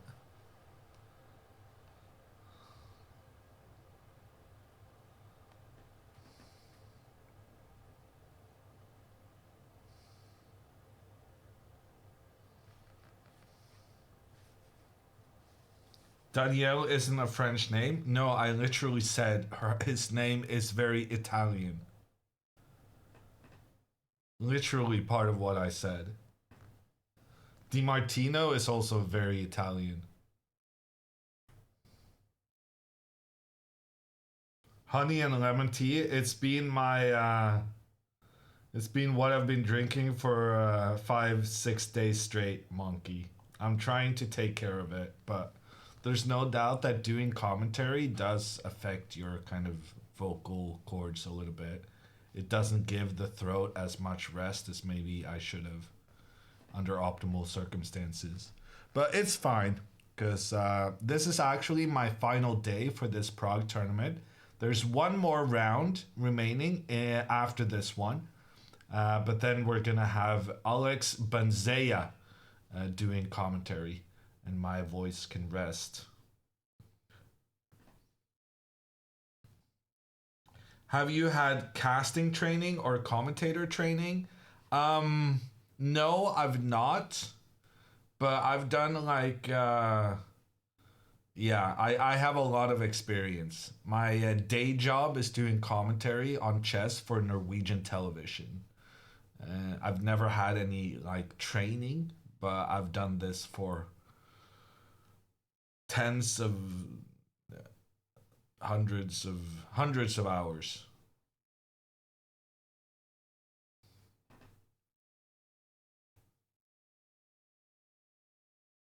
Why is Alexandra tilting so much? Because she's unhappy and she feels like the world is not rewarding her play the way it should. It's a very natural thing to do.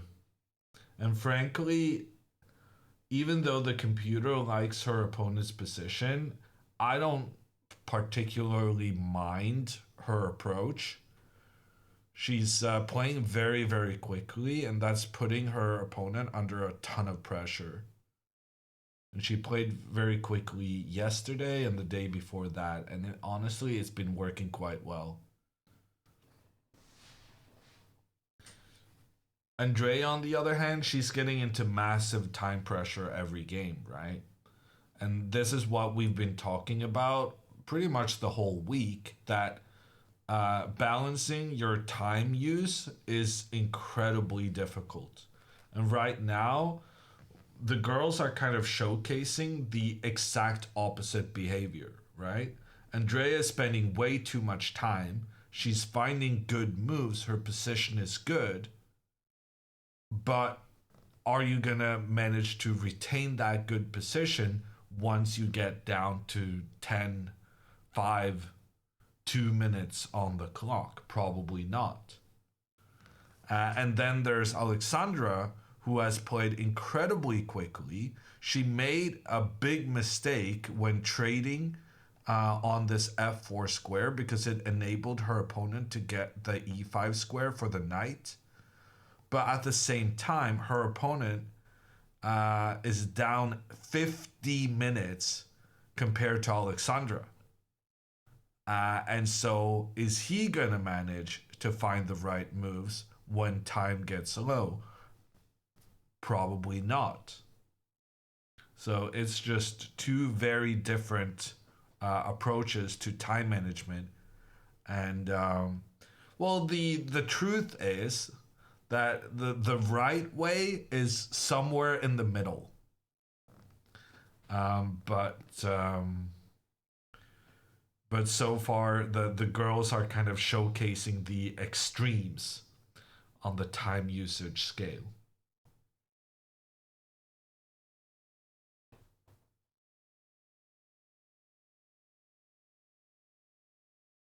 Chess players with Tourette syndrome, would they be able to go to these tournaments? Honestly, I'm not sure. I don't know a lot about Tourette's, but my impression is that it could be quite disruptive to the tournament. And I frankly don't know of any chess players with Tourette's. But chess kind of prides itself on being very accessible to everyone. That, you know, it can be played by blind people, by deaf people, by old people, young people, rich people, poor people.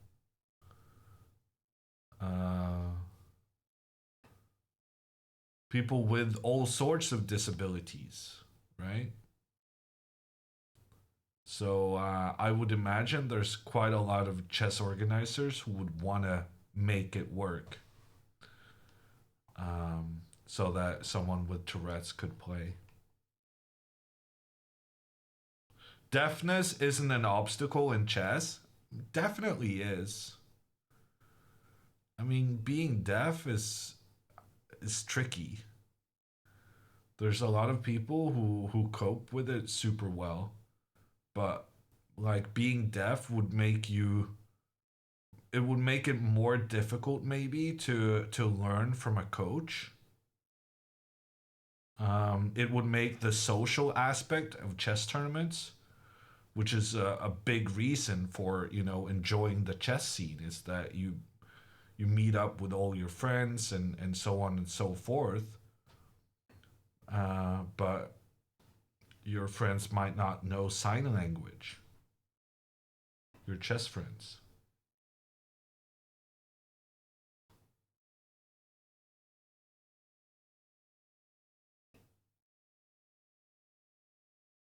Do you think it's likely Andrea finds that pawn move? Yeah, I don't see why not. Making the trade to take out one of the few pieces defending the white king, that makes a lot of sense. And then pawn move forward is kind of Andrea's specialty. She's always moving her pawns forward. Okay, question mark move from Danielle. Queen to h6. It makes sense. He wants to get his queen up to attack the white king. But now pawn to h4 prevents the queen from moving forward. And after pawn takes, then g5 is a good move for Alexandra, because this pawn cannot be captured due to the rook trapping the queen and king on the same file. And if the queen instead retreats, it allows Alexandra to come in here and capture an important black pawn. So I don't know who was concerned. I was not.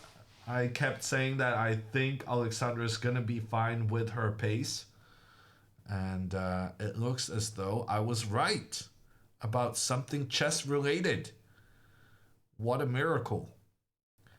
Pawn to h4 is a completely obvious move for Alexandra to prevent the queen from coming in here and attacking the king. So she's going to play it, and she's going to play it pretty quickly.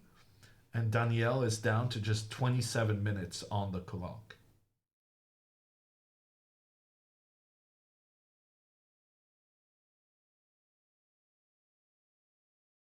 Where can we see the standings? There's a link in chat.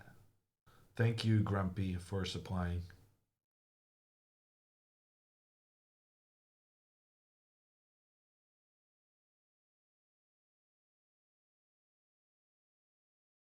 Why does Alexandra look like she's trying to steal the plans of a top secret project?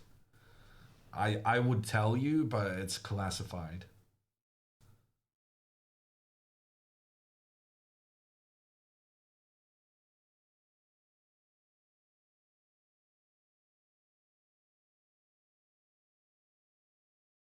Does Antonio have a title? No, he does not.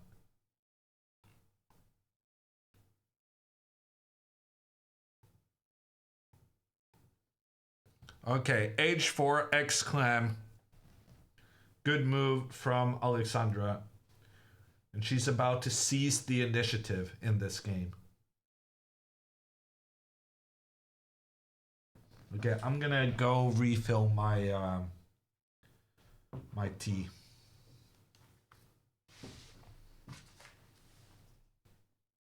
But in the meantime, go buy a sweater like Magnus did. Well, to be fair, he probably got it for free, but you know, the privilege of being Magnus Carlsen.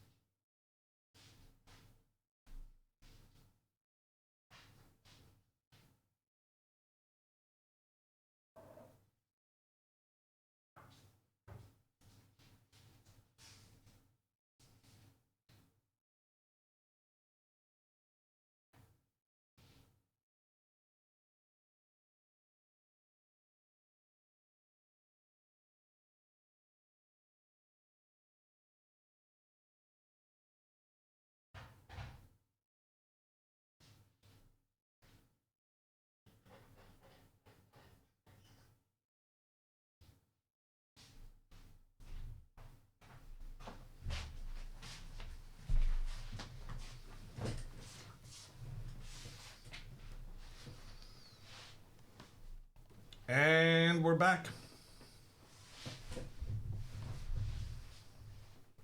I definitely saw Andrea move there. What move did she make? Oh no. Andrea going backwards with her pieces? That's an extreme rarity. I wonder if she's gonna blame her coaches. You guys told me not to move forward at every single opportunity. So I started going backwards.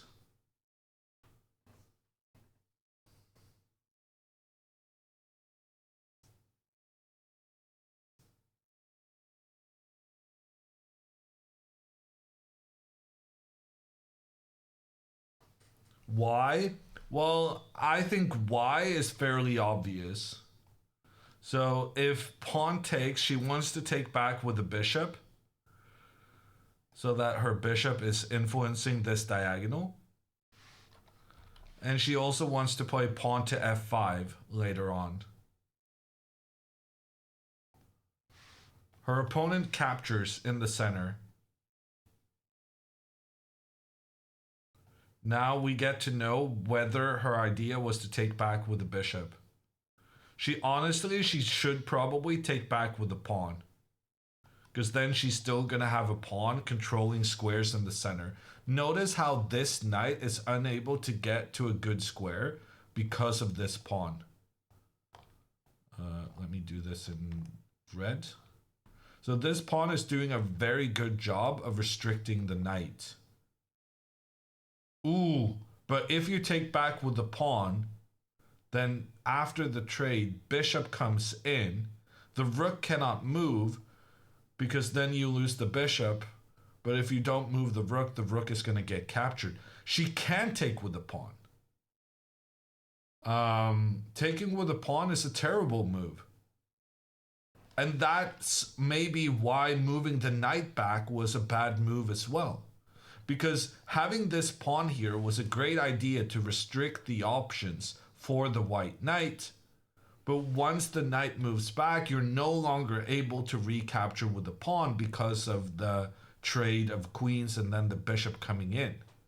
And that's how Andrea now loses some of her control in the center. She's going to have to take back with the bishop, but then this knight can start coming forward in a better way than it was able to previously.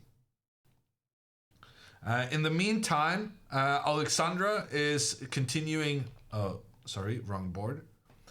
In the meantime, Alexandra is following up her plan, opening up along the side of the board. G5, good move, attacking the queen.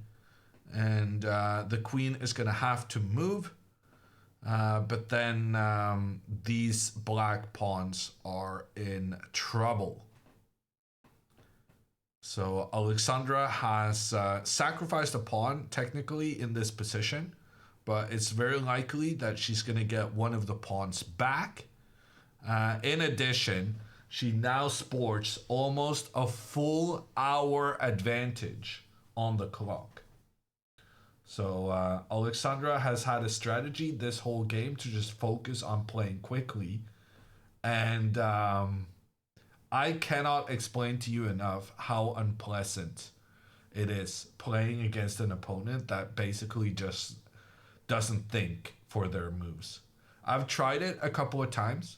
I played with Jabava, who sometimes does that, and I played against Jan Nepomniachtchi, who pretty much always uses that strat. And it doesn't make you feel good knowing that your opponent is just blitzing out reply time and time and time again.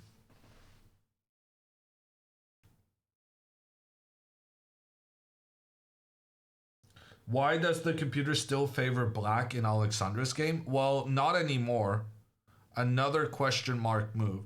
So the computer favored black because it said that after the queen retreat and then pawn to f5, black could open up for this rook to point down towards the white king.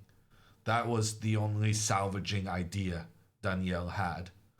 But instead, after queen to h4, h5, trying to keep the protection of this h4 pawn, making sure that Alexandra is unable to capture that one. Now queen to f4 is better, because after pawn to f5, trying to do the same kind of opening up for the rook to attack down towards the white king, then Alexandra can just continue capturing pawns. And Alexandra captures the first pawn. Knight has to go back, and this is also one of the problems here, right? In order to keep this guy protected, then Danielle probably needs to move the knight back, which will move the knight away from its fantastic positioning on the e5 square.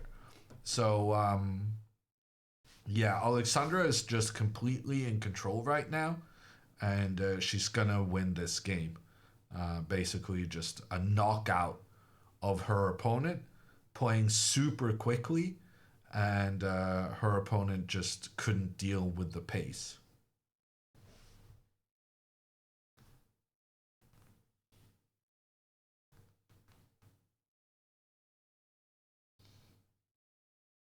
Why queen takes and not rook takes? Because when you're up a pawn, you often want to trade pieces so that you don't succumb to some kind of brilliant attack that your opponent could land. Did Antonio ask not to be on camera? I don't know. I'm literally not in Prague. But it seems like a very reasonable assumption to make, given that the camera is directed at Andrea. Wow. It's good that this is my last day. I'm apparently very grumpy.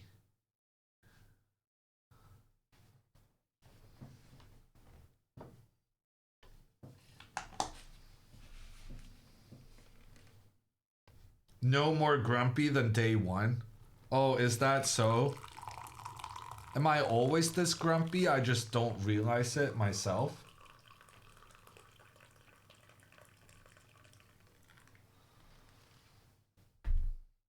Who's taking over? The final day, you guys will have Alex Banzea doing the commentary. He has actually been involved this whole tournament behind the scenes. He is responsible for Andrea's openings, so he is the one who doesn't have the courage to tell Andrea that she has to stop playing the Jabava London and start placing her pawns in the center of the board. So he's a bit of a pushover, but yeah, I guess I shouldn't tell chat that, because chat really bullies the pushovers, don't you? You need some authoritative person in charge to rein you in and tell you, to treat you a bit harshly.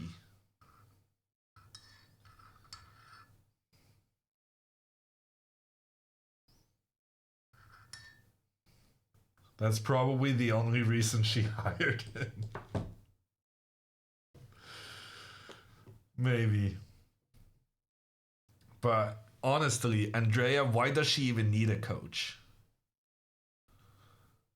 Like, every time we talk to her after the game, she's basically saying she knows better.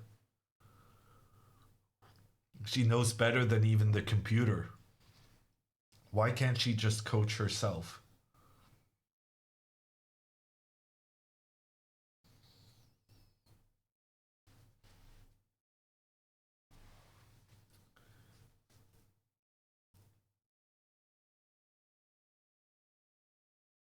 Where to put the queen? So one of the things Alexandra needs to be very careful of is that if she moves her queen back, then she could land in some trouble, because black can try and open up for the rook pointing down on the white king, and this would be seriously dangerous. So Alexandra is definitely not out of the woods just yet. It just feels like her chances are so good because of that big time advantage. But in order to prevent any sort of pawn forward trade and the rook attacking the king, it actually makes a lot of sense what she needs to do next. She needs to play queen to f6. Because then the pawn cannot advance, and if the pawn cannot advance, it's not going to be able to trade itself off. And if the pawn isn't traded off, then the rook will not be able to point down towards the white king. So queen to f6 is by far the top choice, and it makes a lot of sense. You're stopping the opponent from managing to activate their pieces. After queen to f6, pawn to h3 is recommended to have the queen step out and attack in towards the white king. And Engine's top suggestion here for Alexandra is actually king to e3.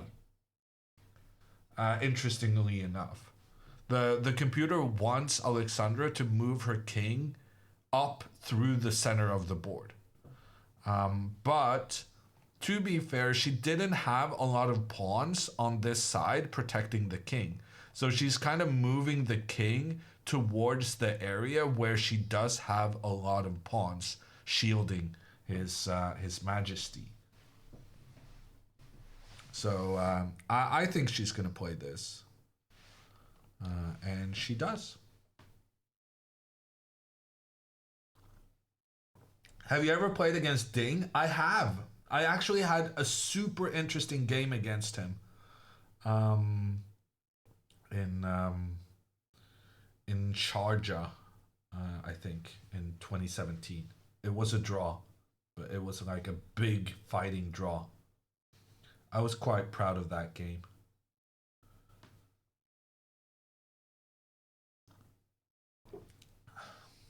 En passant, checkmate, Ding 2? No. Well, I did make a draw with the black pieces, and he was quite good.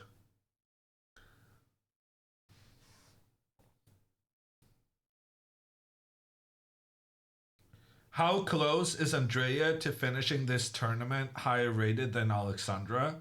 I don't even think it's a theoretical possibility.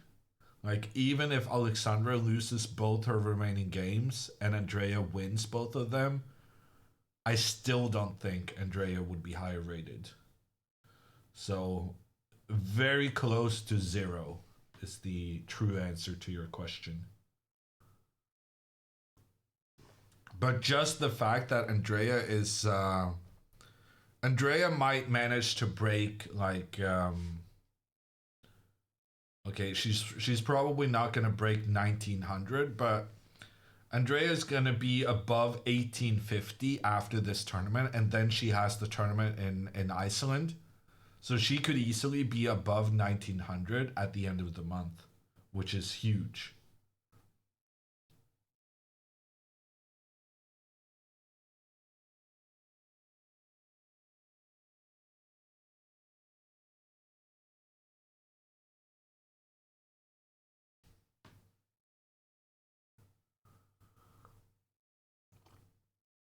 The higher the better, yeah. So the chess rating basically is, yeah, higher the number the better.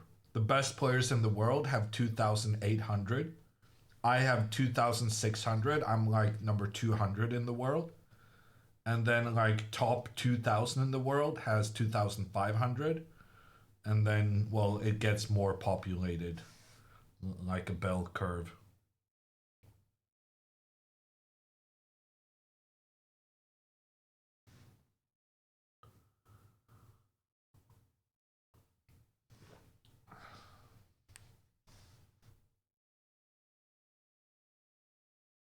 Do you think Alexandra should play on the queen side now? No, actually, now I changed my mind. So earlier I was saying that Alexandra should play on the side where her pawns were being very aggressive.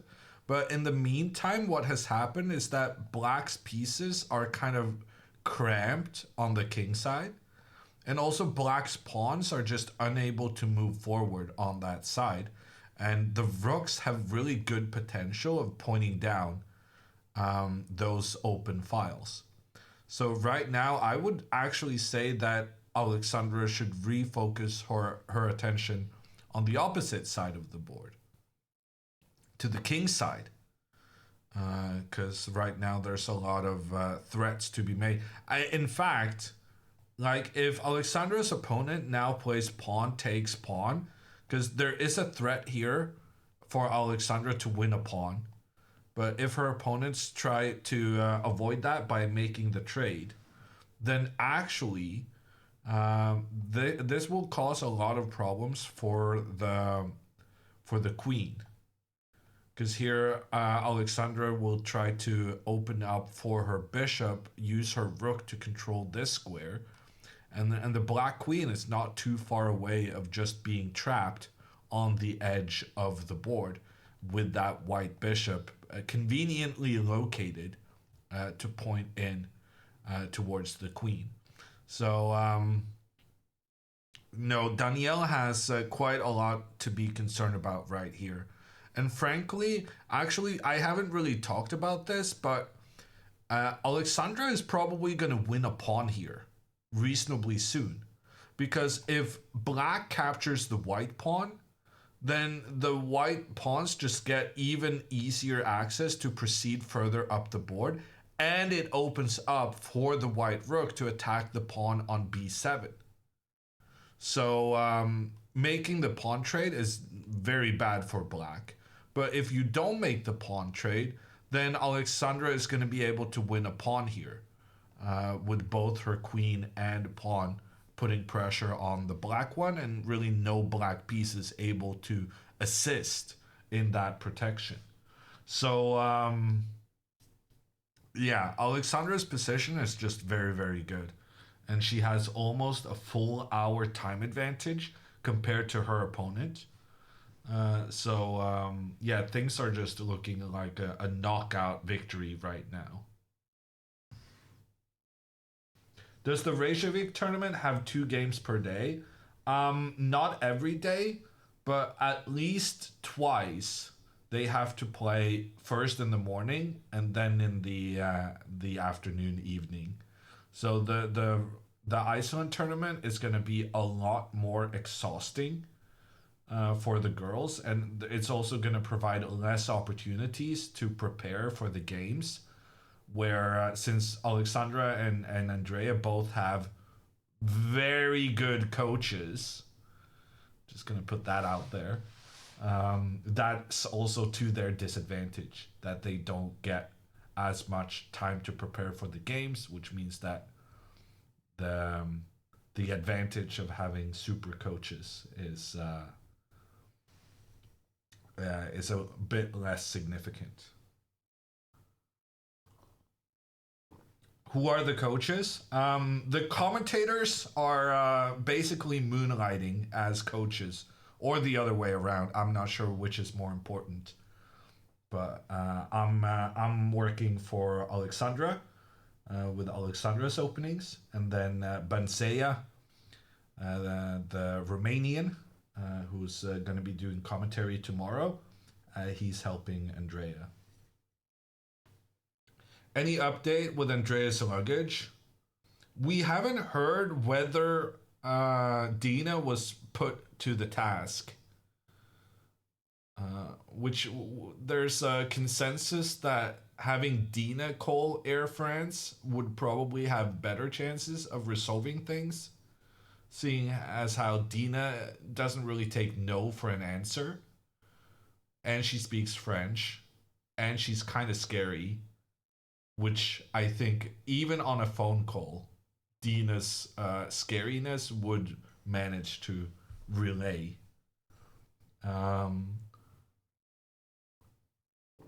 But so far, I don't know if there's negotiations on Dina's retrieval fee or what's going on. But so far, we have no reports of Dina being set in as basically the special forces to get this situation fixed.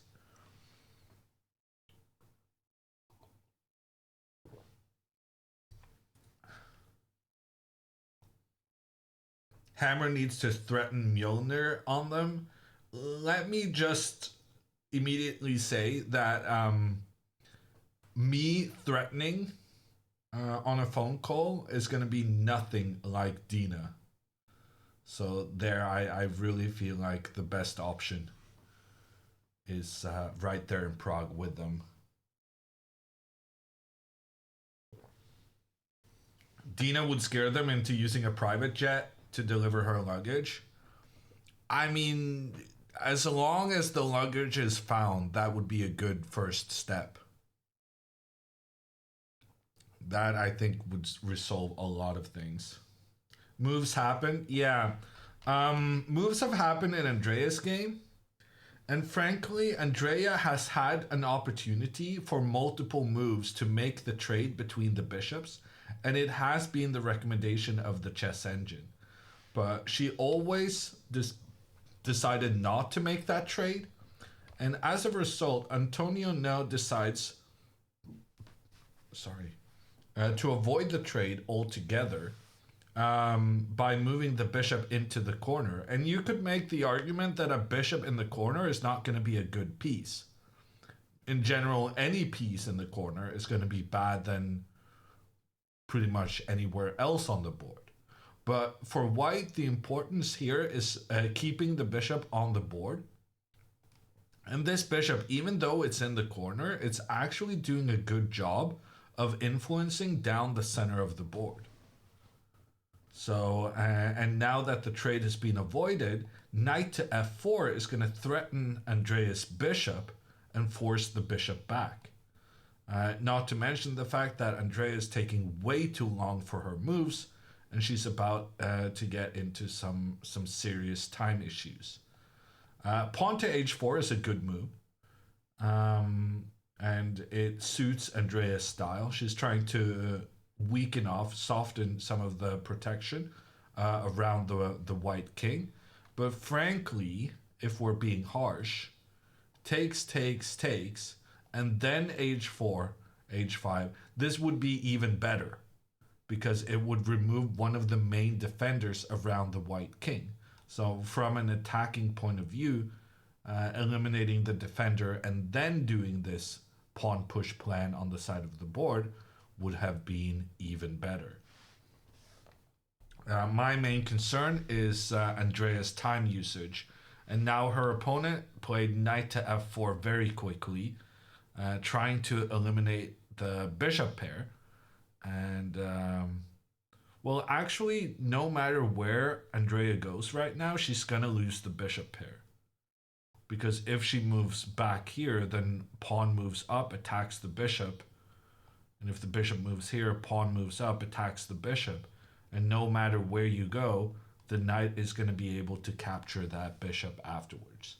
So that was actually one of the reasons why this bishop back into the corner was so clever, because it has enabled white to later on capture the black bishop without having to give up their own bishop in return, thereby gaining the advantage of the bishop pair.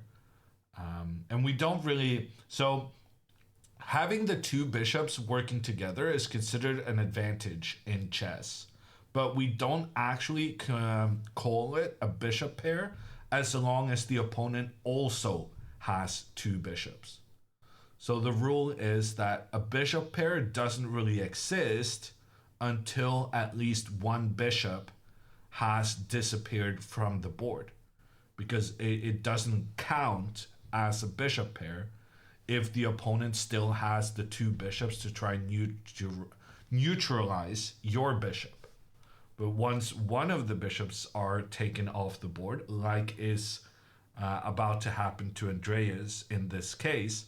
Oh, and a mistake. Another mistake being made.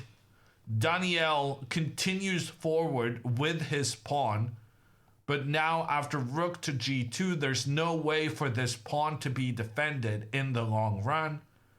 And that is game over, according to the engine. And that is a very obvious move for Alexandra to make. Is there some kind of trick? Pawn here.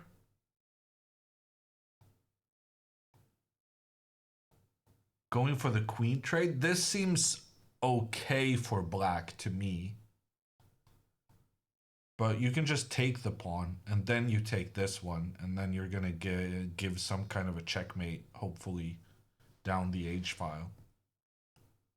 I don't really understand where this mistake came from, because frankly, it's rather obvious that after rook to g2, this pawn is just going to struggle so much, it's impossible to defend it. But that's part of Alexandra's strategy throughout this game, that she was playing quickly, she was trying to make her opponent nervous, make her opponent stressed about the time situation. And now he's made 3 mistakes in the last 6 moves, which kind of proves Alexandra's strategy. Pretty clever. What's Alexandra's top 2 moves? Well, top move is this, and if she does anything other than this, then black is doing well. But of course, there's no chance she'll do anything but move the rook 1 step up, right? Because then she's threatening to take out the pawn.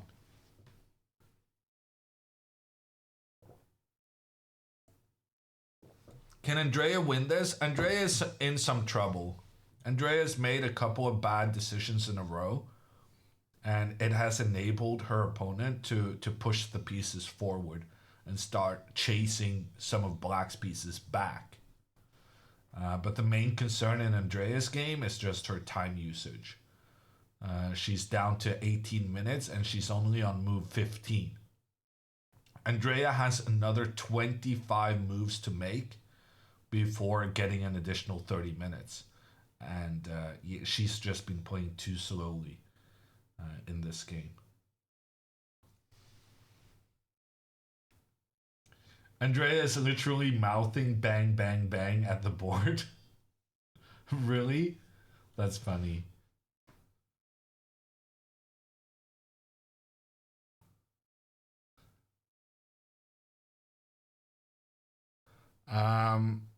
Daniel has moved his queen up. It's a check on the king. If the king moves back, then the bishop will join the attack, winning the game for black. If the rook blockades, then you're no longer able to capture this pawn, and then black also wins. But instead, Alexandra moving her king into the center of the board, getting the exclam, and it turns out the white king is perfectly safe. Perfectly safe in the middle, and she's gonna win this game. Oh, actually, no. This is Danielle's idea.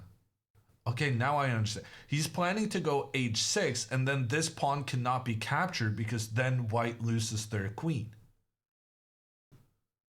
I may have... Yeah, I struggled to understand Danielle's idea, but now it's... of course, he's planning to go h6. But then instead of doing the doubling of the rooks, this is obvious, I just didn't understand. Instead of doing the doubling of the rooks to try and attack, but then the queens get traded off. And this is not easy for white at all. But instead of doing the doubling of the rooks, Alexandra can just take back with the h rook, because then both rooks are pointing in both against the queen and the square the queen wants to go to. And the queen can get away, but then there's going to be a checkmate coming in afterwards.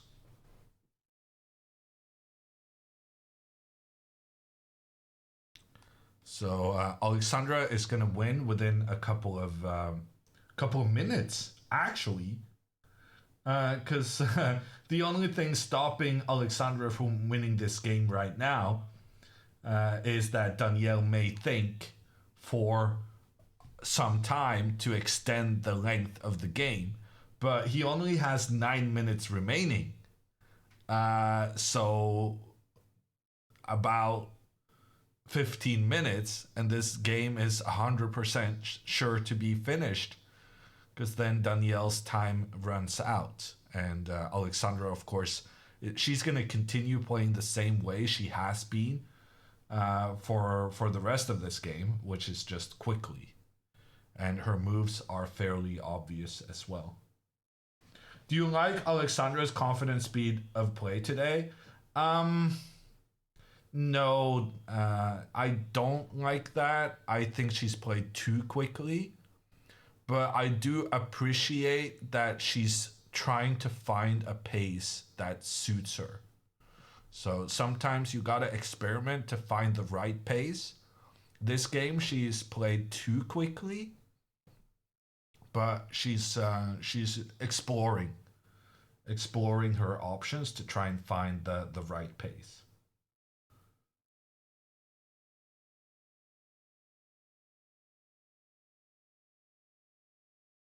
Has anyone seen Alexandra even getting up from the board? One thing that has been impressive this game is that I feel like she actually spent quite some time thinking, because she's been quite diligently sitting at the board while her opponent is thinking.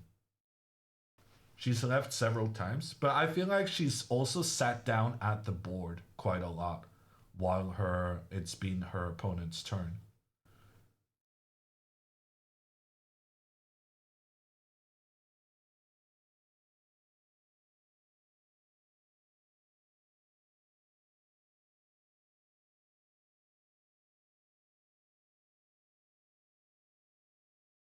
It feels like she's playing a bit tilted from yesterday.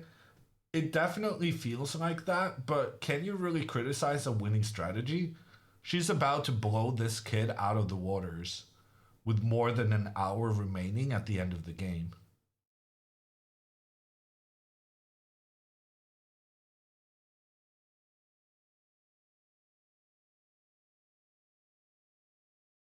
Jinx? I can't jinx this game. Like, Alexandra is winning on the next move.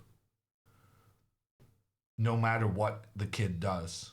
The game is over for all intents and purposes.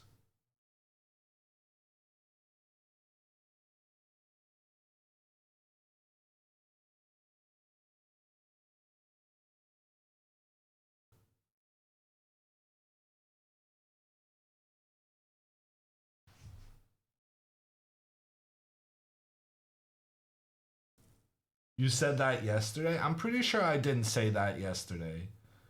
Yesterday I said Alexandra is winning. Pretty sure I didn't say that the game is completely over.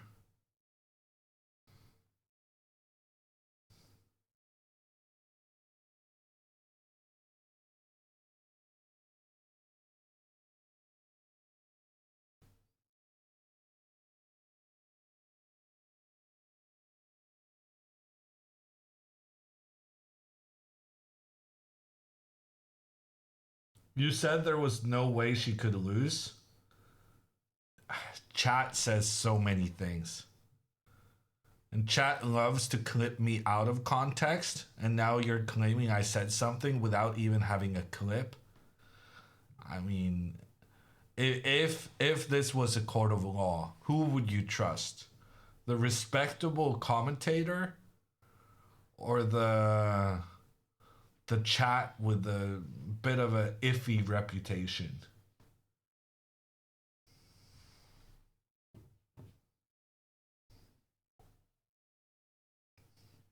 Well, fortunately, this is not a democracy. This is a dictatorship. And as the dictator, I will tell you that I said no such thing. And that's the end of it.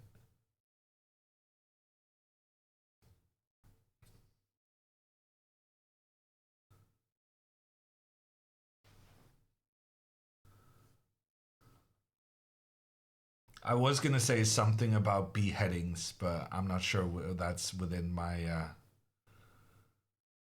my abilities. Okay, so Danielle just gave away his knight, and Alexandra's gonna get her king even higher up on the board. But tell me again how this game is not over. That knight move is awful. Well, I mean, he didn't have any good moves, so what are you gonna do?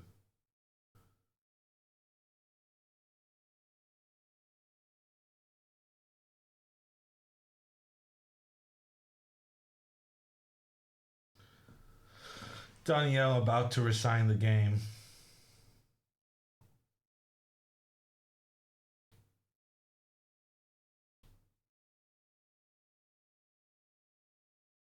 Alexandra played one really, really bad move, but other than that, she's played well. And she's played quickly. And she put a lot of pressure on her opponent, and he couldn't deal with it. And to be honest, it's not very common that you're able to deal with your opponent playing so fast. You feel really stressed out. And that's why Alexandra's strategy was pretty good. I do think that she still hasn't found the perfect balance between pace and thinking time. But at the same time, I feel like this is working better than when she was constantly getting into time pressure, right? So she's exploring different strategies as far as time usage is concerned, and we'll have a chat with her and see what her reflections on this topic is.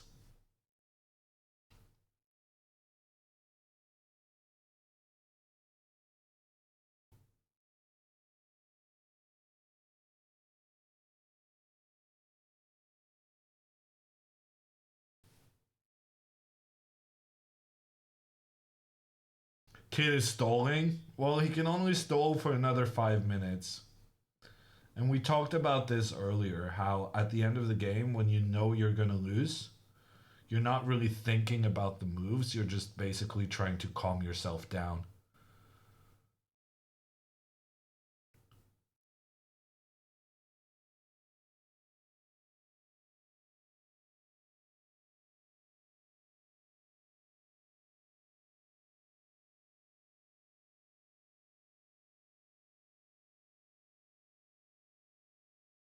If Andrea wins, how much rating will she gain? I think Andrea winning this game will give her 19 points or thereabouts.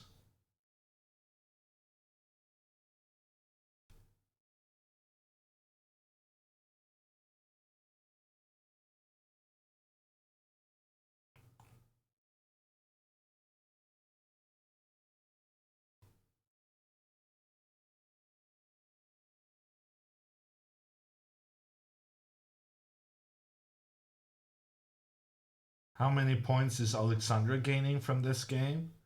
200 point difference. You make about 5 points, I think.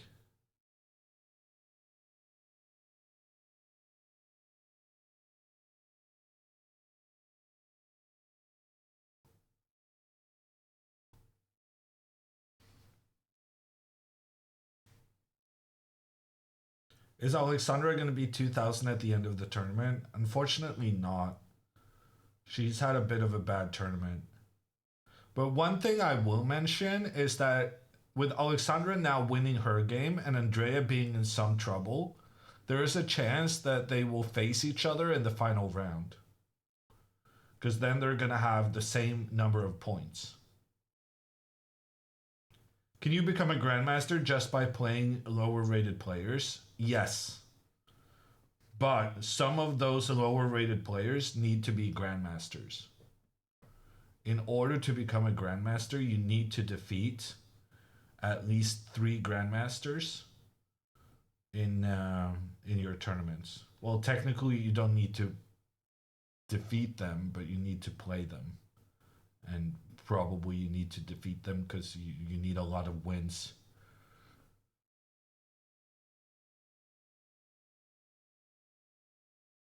Did you become a Grandmaster by playing low-rated players? Let me see.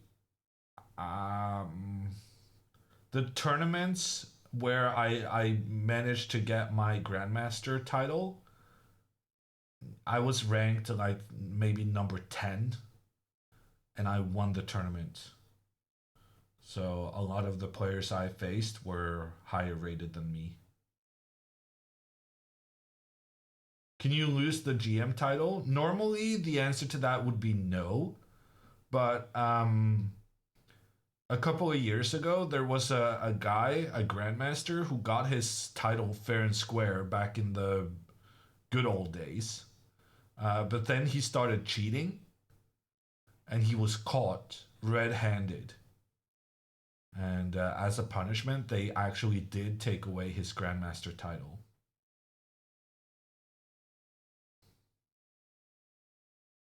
Who? His name was Igor Rouses.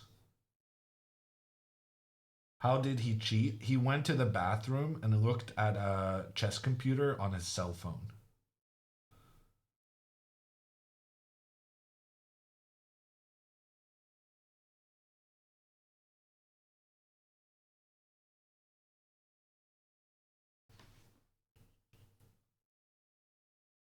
How was he caught? Well, people realized that he was going to the bathroom awfully often.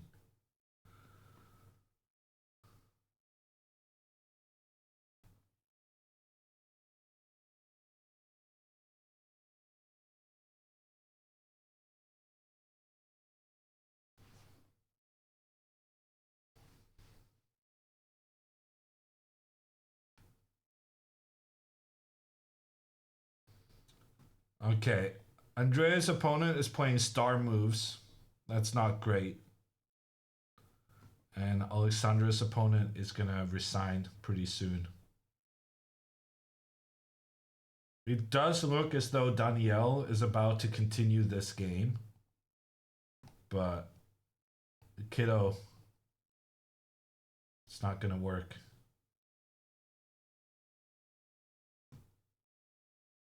Wait. He ran out of time? Oh, he flagged.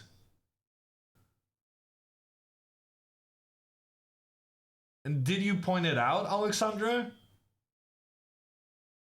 And the clock just added time? Yeah, that's what the clock is supposed to do, but you're supposed to point out that he didn't make it to move 40.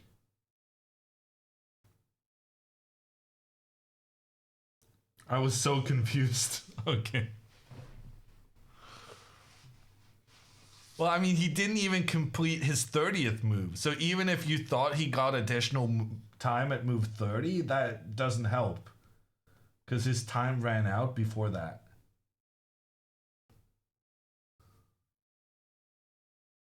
Are you calling in?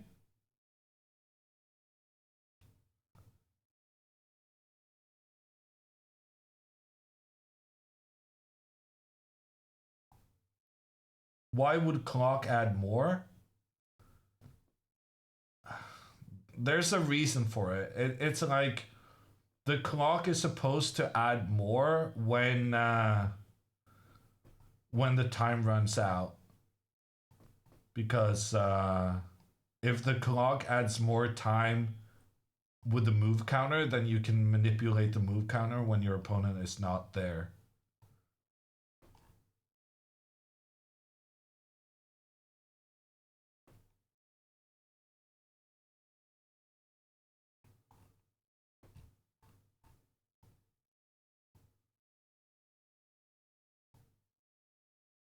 Get on a call and explain why, what happened.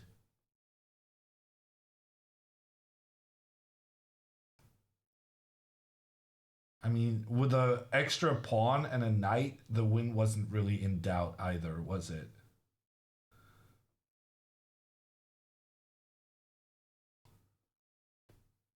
Kid tried to cheat.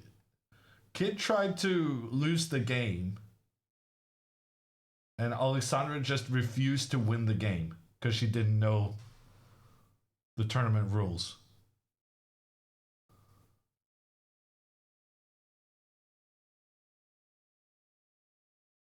He was probably waiting for her to point out that he had lost on time. And instead, he just had to sit there with his position down a knight. Okay, he resigns. He realized she's not gonna tell me I lost on time. I'm actually gonna have to resign this game. You did point? Really? Wow. And he said, no, I got extra time? That's weird. That is so weird, because he was, I mean, even when he got the extra time, he had just made his 30th move. So even then, that wasn't... I didn't know what to say, and you just let it be because you were up a knight and a pawn and gonna win another pawn and checkmate him on the h-file. Well, let's do a run through of the rules.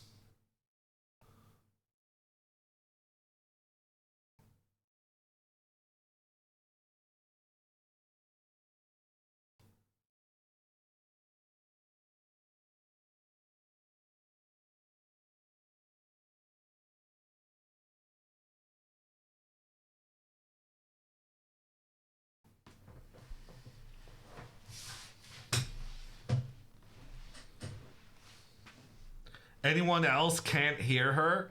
Yeah, it's funny how that works, but I'm actually having a conversation with Alexandra through Twitch chat. I'm doing the best I can. Until Alexandra actually calls me, that is the best way of having the conversation.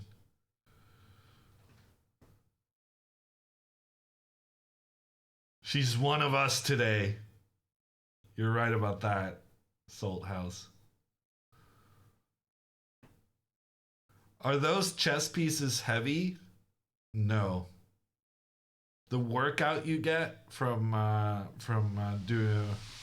picking up chess pieces and capturing others, it's not gonna give you the big muscles.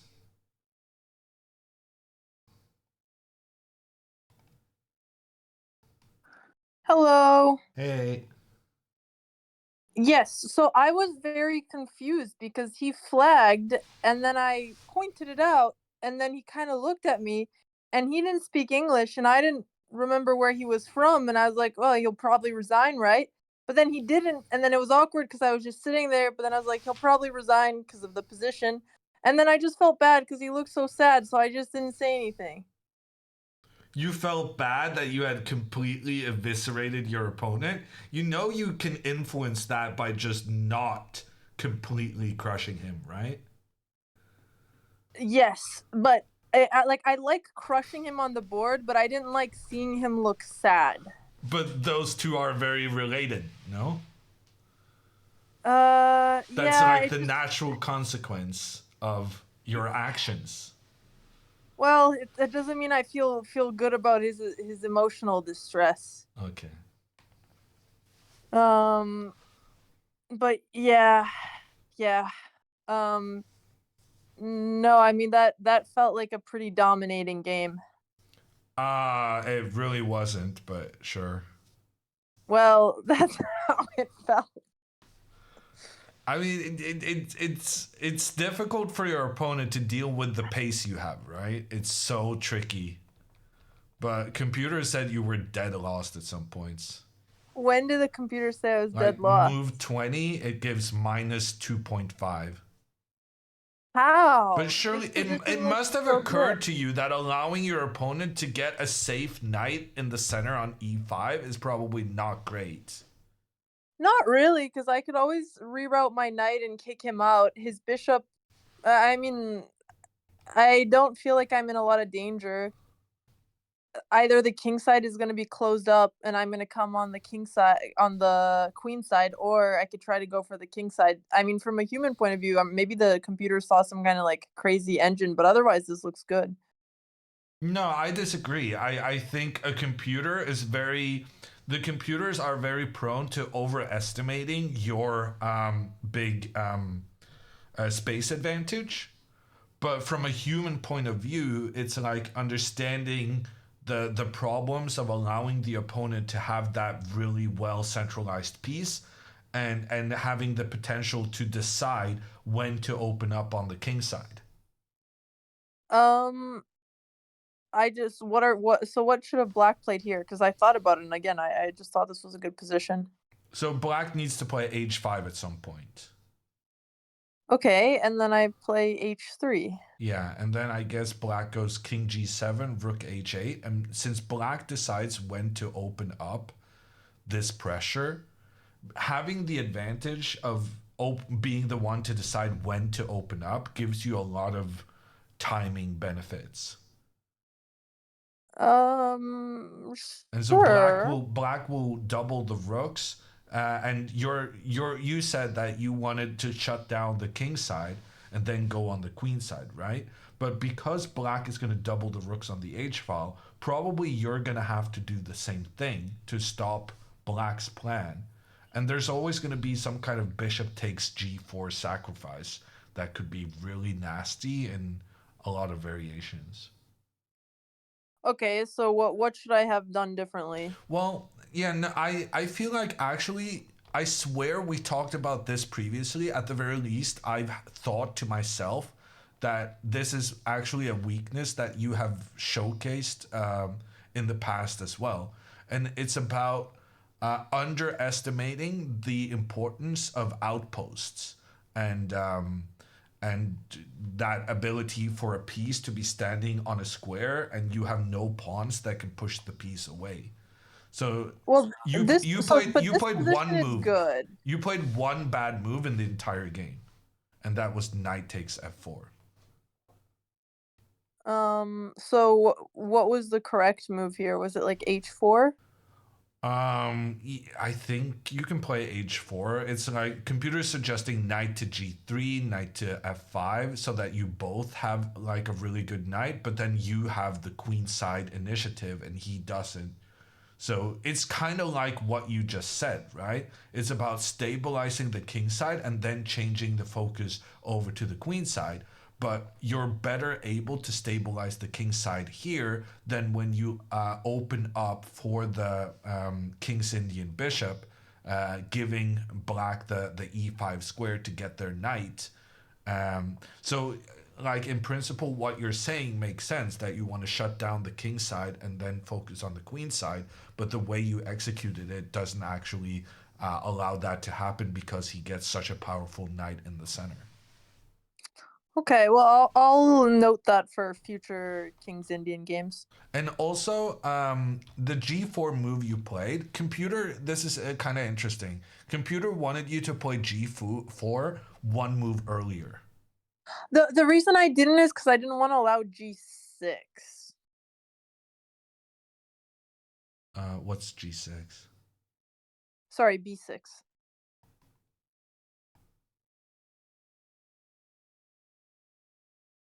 And then after C5, B5? Yeah, I thought him opening up the queen side would give me less chances to break through, just because I've had similar positions like this in a lot of blitz games, and it's just so hard to open up otherwise. Like if he just closes up the position, he doesn't even take it, just pushes. But you're always gonna. So I feel like what's happening is that you both underestimated his ability to open up the king side in a closed position, and you're also massively underestimating your own ability to do the same on the opposite flank. Because here you're gonna be able to play A4, and like you're definitely gonna open something here. Oh, thanks, Apprentice. That's really sweet. Thank you for sharing that. Okay, the hammer. That makes sense. I think this is really good feedback because it's stuff I can apply to my future games. Yeah. And also, just a note, we did not post as many game reviews anymore because it just takes forever to upload them since our internet is so bad here. But we do want to record a little vlog of the overall tournament and our feelings, and we will probably post that on the second channel. So if you guys did follow, don't worry, it's not going to waste. And thank you, SP College, for the sub. Okay, that makes sense. Anything else? Or actually, if you want to also focus on Andrea's game here, we can, because I see she's in time pressure.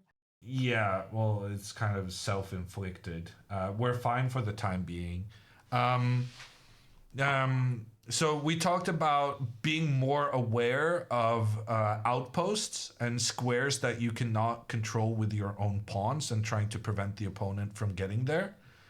We talked about how there's definitely quite a bit of potential to... I actually did a video series on chess.com about how to break down closed positions.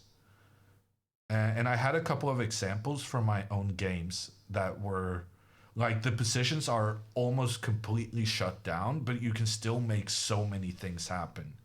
Do you want to send me this in Discord? Yeah, I can and do also that. Thank you everyone for the partner anniversary. Appreciate it.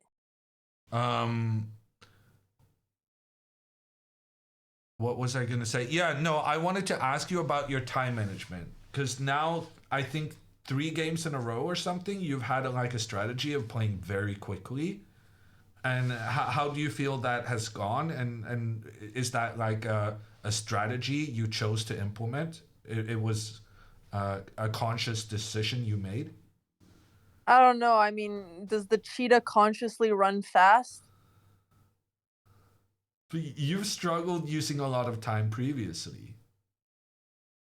Now you're playing super quick.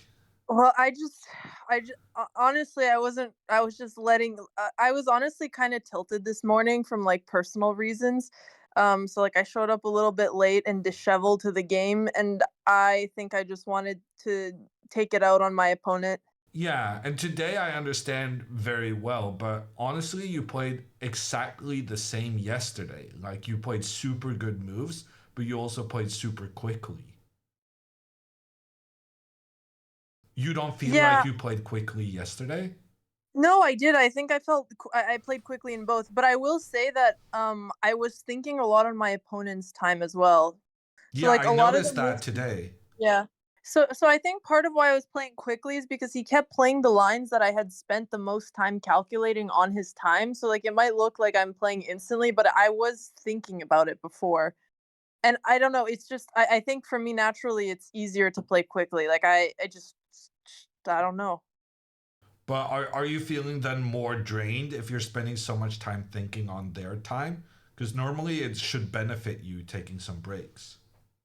I haven't been feeling drained, but I'm definitely conscious of the fact that I can get more tired. So like if I ever do feel mentally tired, I kind of just take a break. But I will admit I woke up at 2 p.m. today, so my brain was pretty fresh. Okay. How are you feeling about tomorrow? Are you hoping to play against Andrea? I think that would be epic for stream, but I would much rather we both end our last game on a win and then be happy going into our break in Berlin. And also, chat, we are going to be playing Iceland in about a week or so. So if you guys have been enjoying the commentary, we'll be back very soon. Like, here's the thing about playing Andrea. One, she's underrated, which is annoying. Two, even if I beat her, I'm gonna feel bad because I beat my sister. If I draw, I lose rating, and Andrea's gonna be like, hey, we drawed. And then if she somehow beats me, I'm never gonna hear the end of it. So like none of that sounds appetizing to me. Yeah. She, on the other hand, was very happy if she could play against you. Well, For yes, because the there's nothing complete to reverse lose. reasons. Yes, exactly. Like none of that sounds fun to me.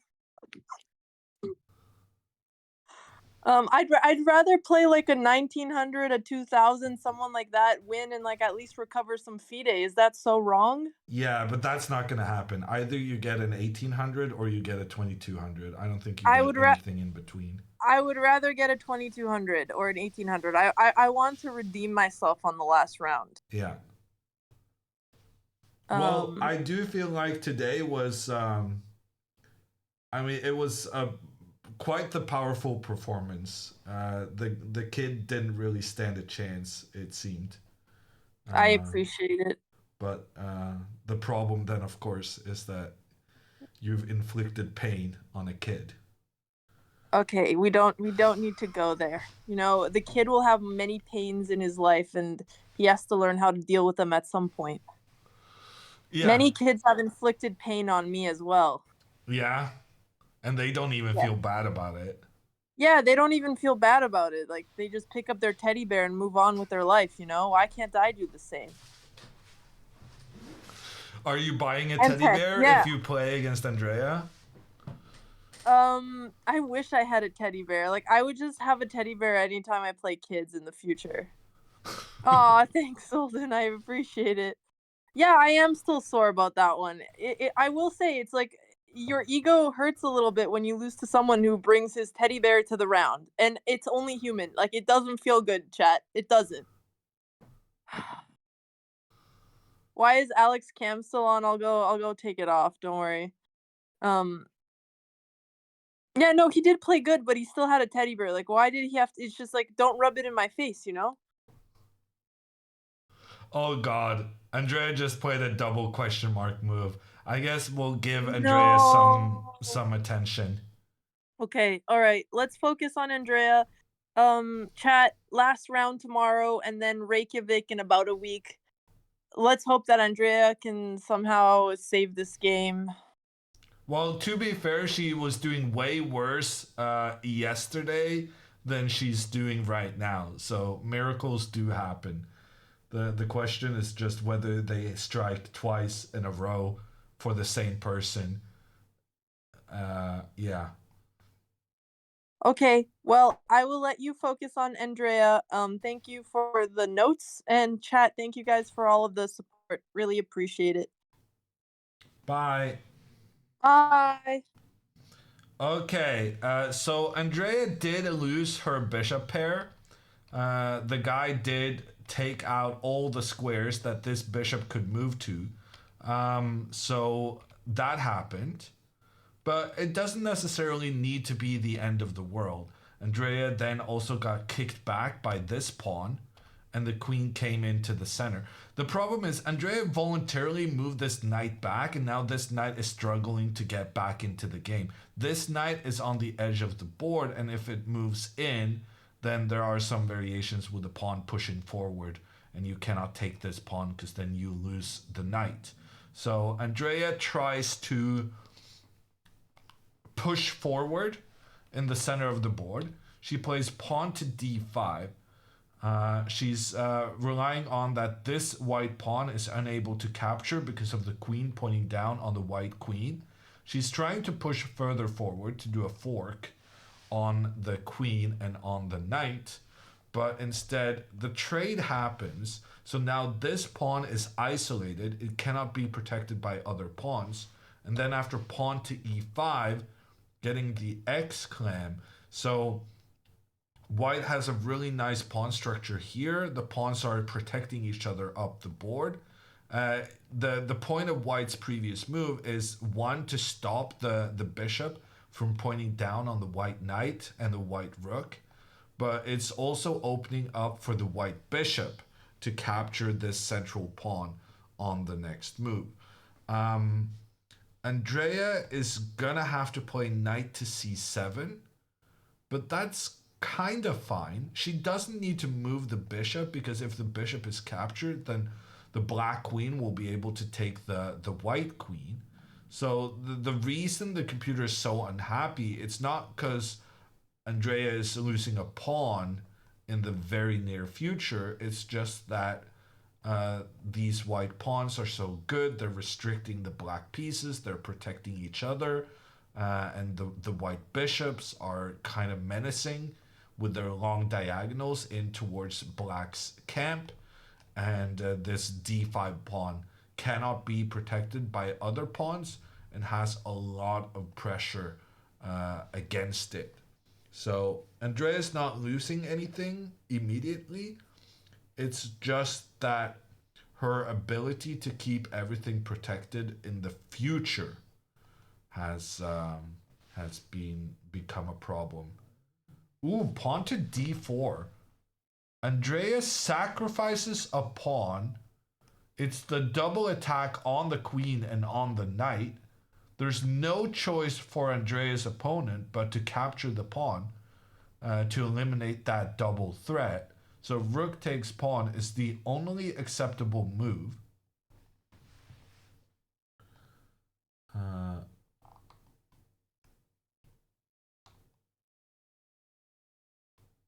Let's do this.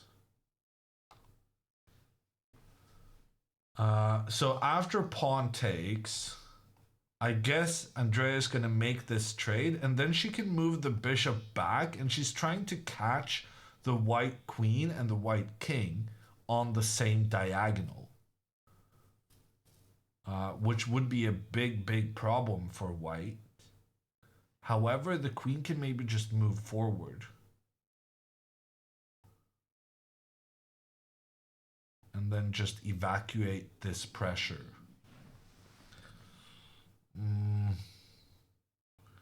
I mean, maybe you stressed out your opponent by making this pawn advance, but it doesn't seem like Andrea has a good follow-up.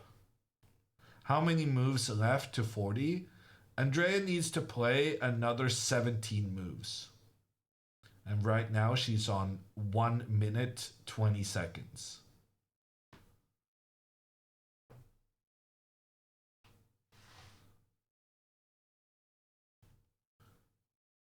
Let's full screen Andrea. We can try, but I'm assuming her opponent kind of didn't want to be in the frame. Yeah, this works.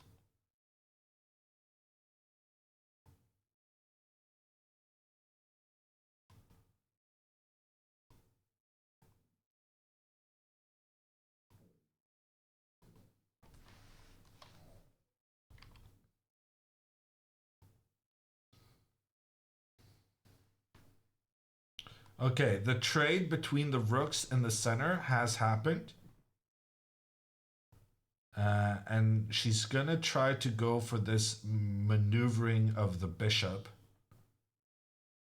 I guess she could also try to get a trade between the bishops and then argue that after the trade, white no longer has the bishop pair.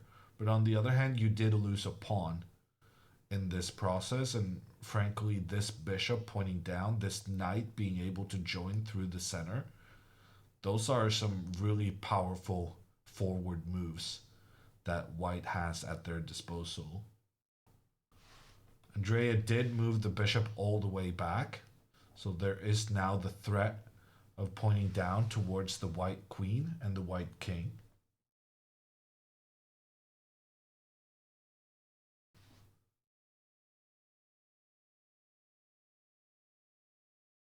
Does Andrea think she's winning? Honestly, I can't tell anymore, Chris. Because apparently she always thinks she's winning. But I would maybe... if I were to venture a guess, I do think even Andrea respects the fact that she's down a pawn.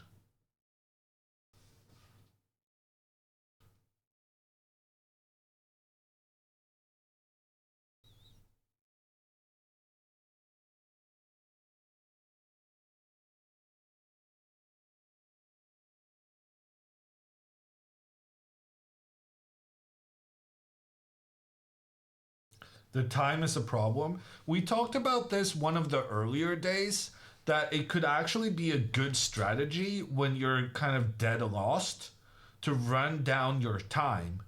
Because sometimes your opponent gets so excited that you only have 1 minute left that they stop thinking about their moves and they just do something quick. And that kind of loses them focus. And increases the likelihood of them making a mistake. I don't think Andrea has let her time run down here on purpose, but the same thing still applies.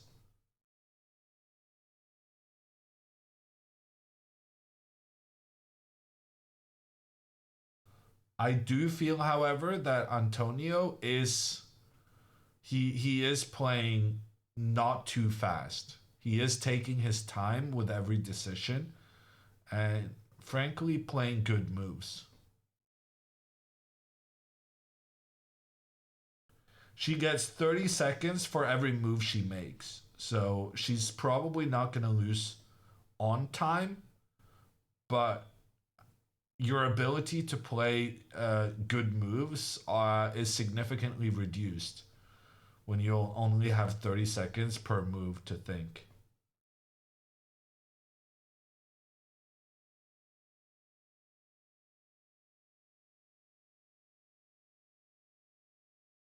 Okay, so this knight is controlling the b6 square.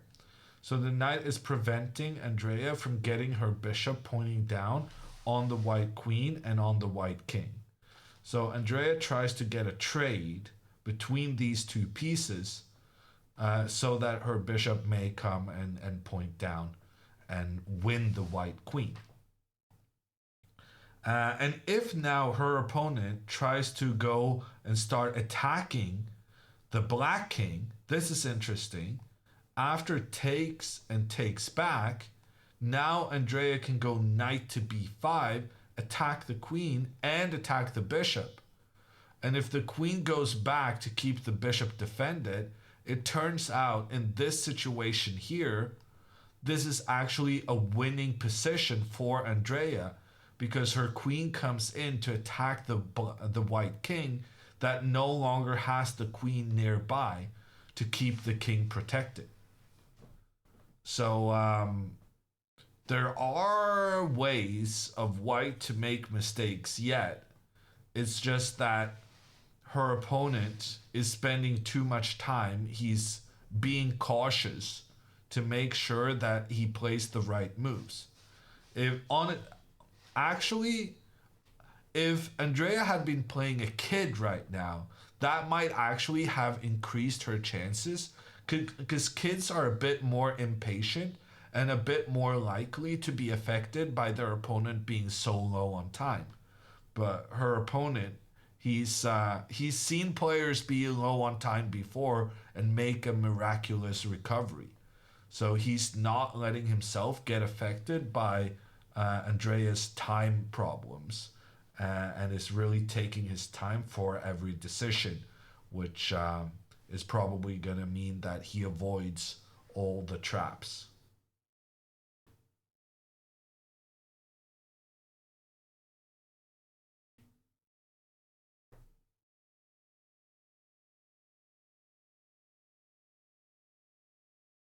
What's the eval bar saying? Well, eval bar is almost completely white, which means that it favors white's position massively, giving Antonio an advantage comparable to 4 pawns. And when the guy is only up by 1 pawn, you know that he just has way better placed pieces than the opponent.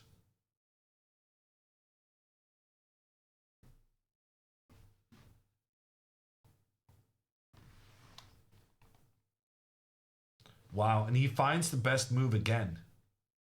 Queen to d3. I don't really understand why, but it was the computer's top choice.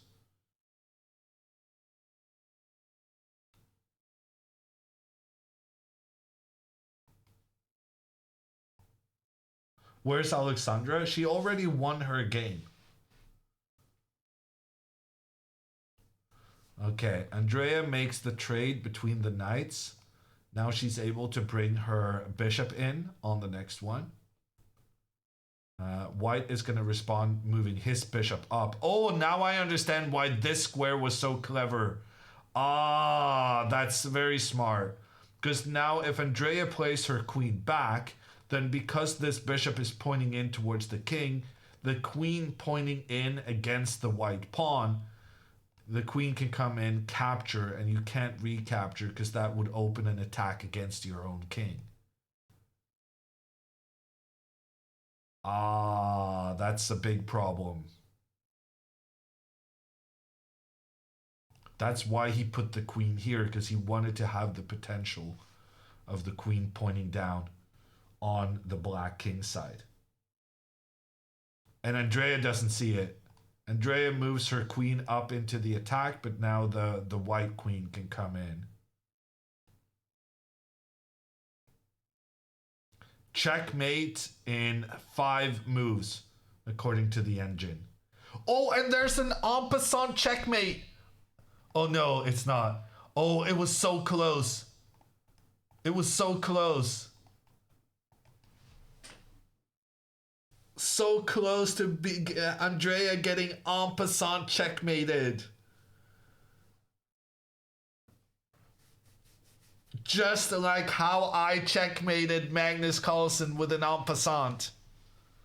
Just gonna mention that. And the queen comes in with the check on the king. It's game over. Unfortunately, this was not an en passant checkmate because Andrea can move in with her queen.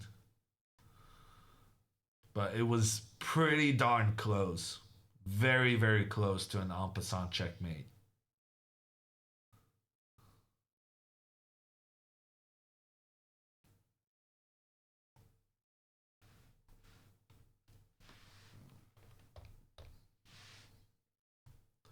Check, check, check. Very straightforward now. And Antonio gets the win.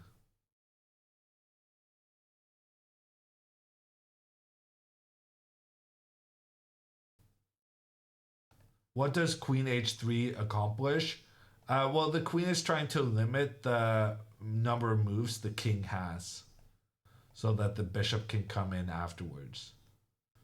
But like Andrea's position was hopeless anyway. It didn't really matter what she did.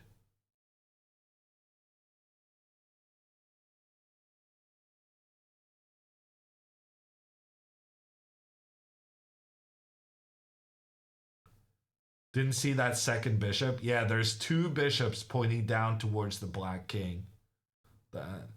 Having to deal with one of them would have been bad enough. But 2, that's too much. Why not resign? So, for instance here, one of the reasons you might not resign is just in case your opponent gets tempted to start sacrificing something to get the checkmate. And then suddenly you're up a bishop and there's hope.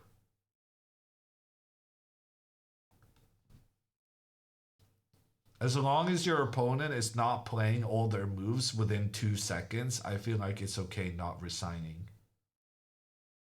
Because your opponent thinking for their moves kind of proves that they're not 100% confident.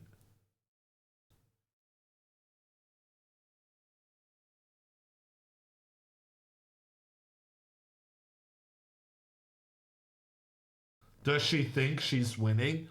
No, I don't think she's winning here. I mean, I don't think she thinks she's winning here.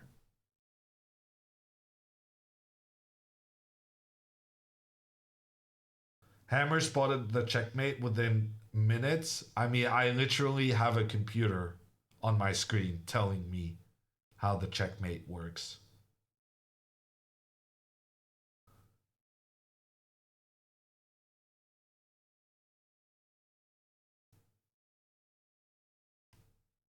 Computer smart? Can confirm, yes.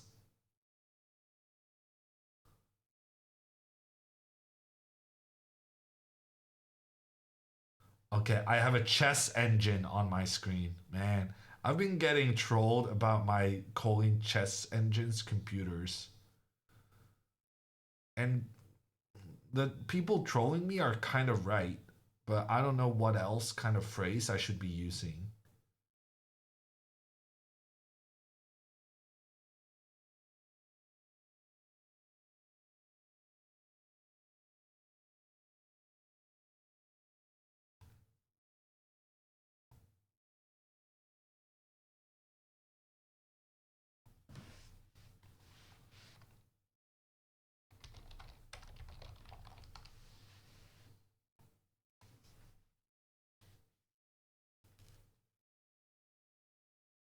Opponent searching for fanciest mate.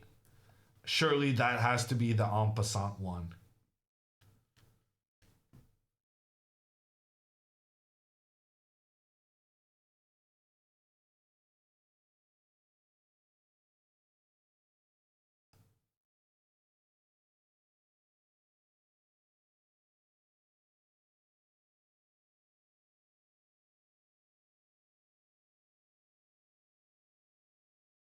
Is that made in 2? Technically made in 3, because you can block with the queen as well. Check, check, en passant. Boom. Beautiful. Very reminiscent of Hammer versus Carlsen.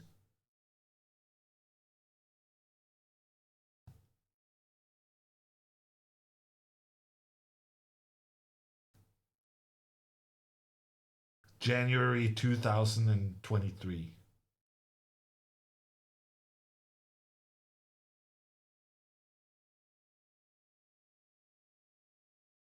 Can you tell us more about that? It was caught on video. Magnus was streaming.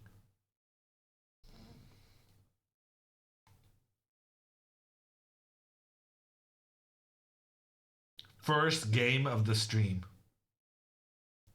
He asked me whether I wanted to have a rematch, and I said no, thank you. I'll leave this be as the final thing. I may have said I'm never playing a chess game again, and then I did, and I shouldn't have. I regret it. I should have let that be my peak. I should have retired on the spot. En passant checkmating Magnus Carlsen. It doesn't get better than that, does it?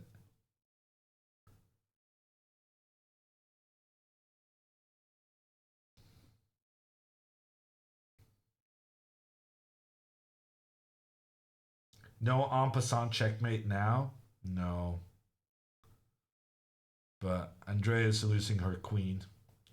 She has no way to guard against pawn takes pawn. And if she takes, then there's an attack against the queen and against the king.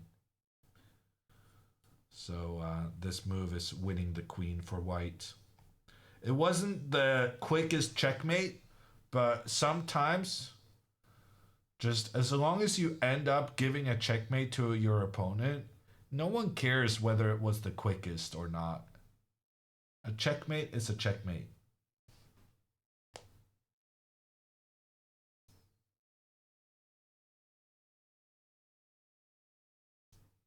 And Andrea resigns. Tough game, but she played a very, very tough opponent. This is the highest rated opponent Andrea has played in this tournament. And frankly, it might be the highest rated opponent Andrea has ever played over the board.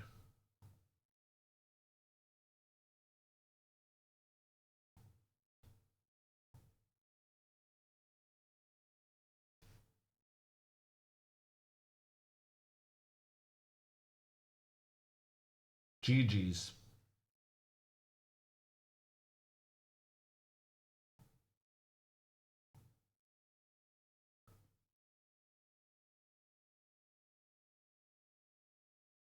Why do they never talk after? Because then you would be disturbing all the other players still playing. So opponents often do talk to one another and discuss the game, but you never do it at the board. And a reminder to everyone that tomorrow's game will start earlier. Tomorrow is the final round of the tournament. And it's going to start at 11 a.m. local time in Prague. That is 5 a.m. Eastern or 2 a.m. Pacific.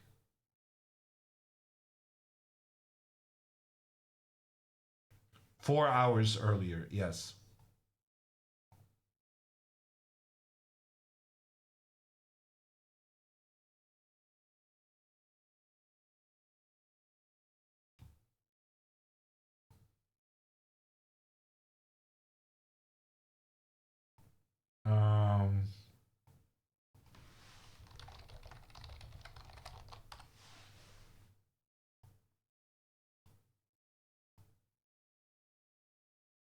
Did that match just take 3 hours, 20 minutes? And Alexandra's finished even quicker than that. Very quick games today.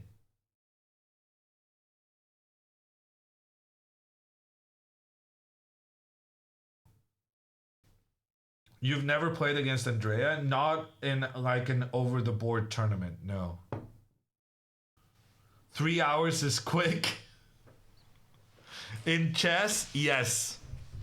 But I understand your confusion.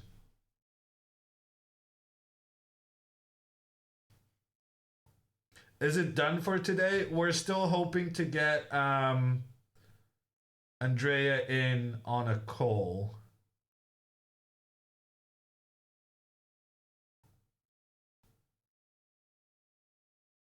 But yeah, we lost the Andrea cam.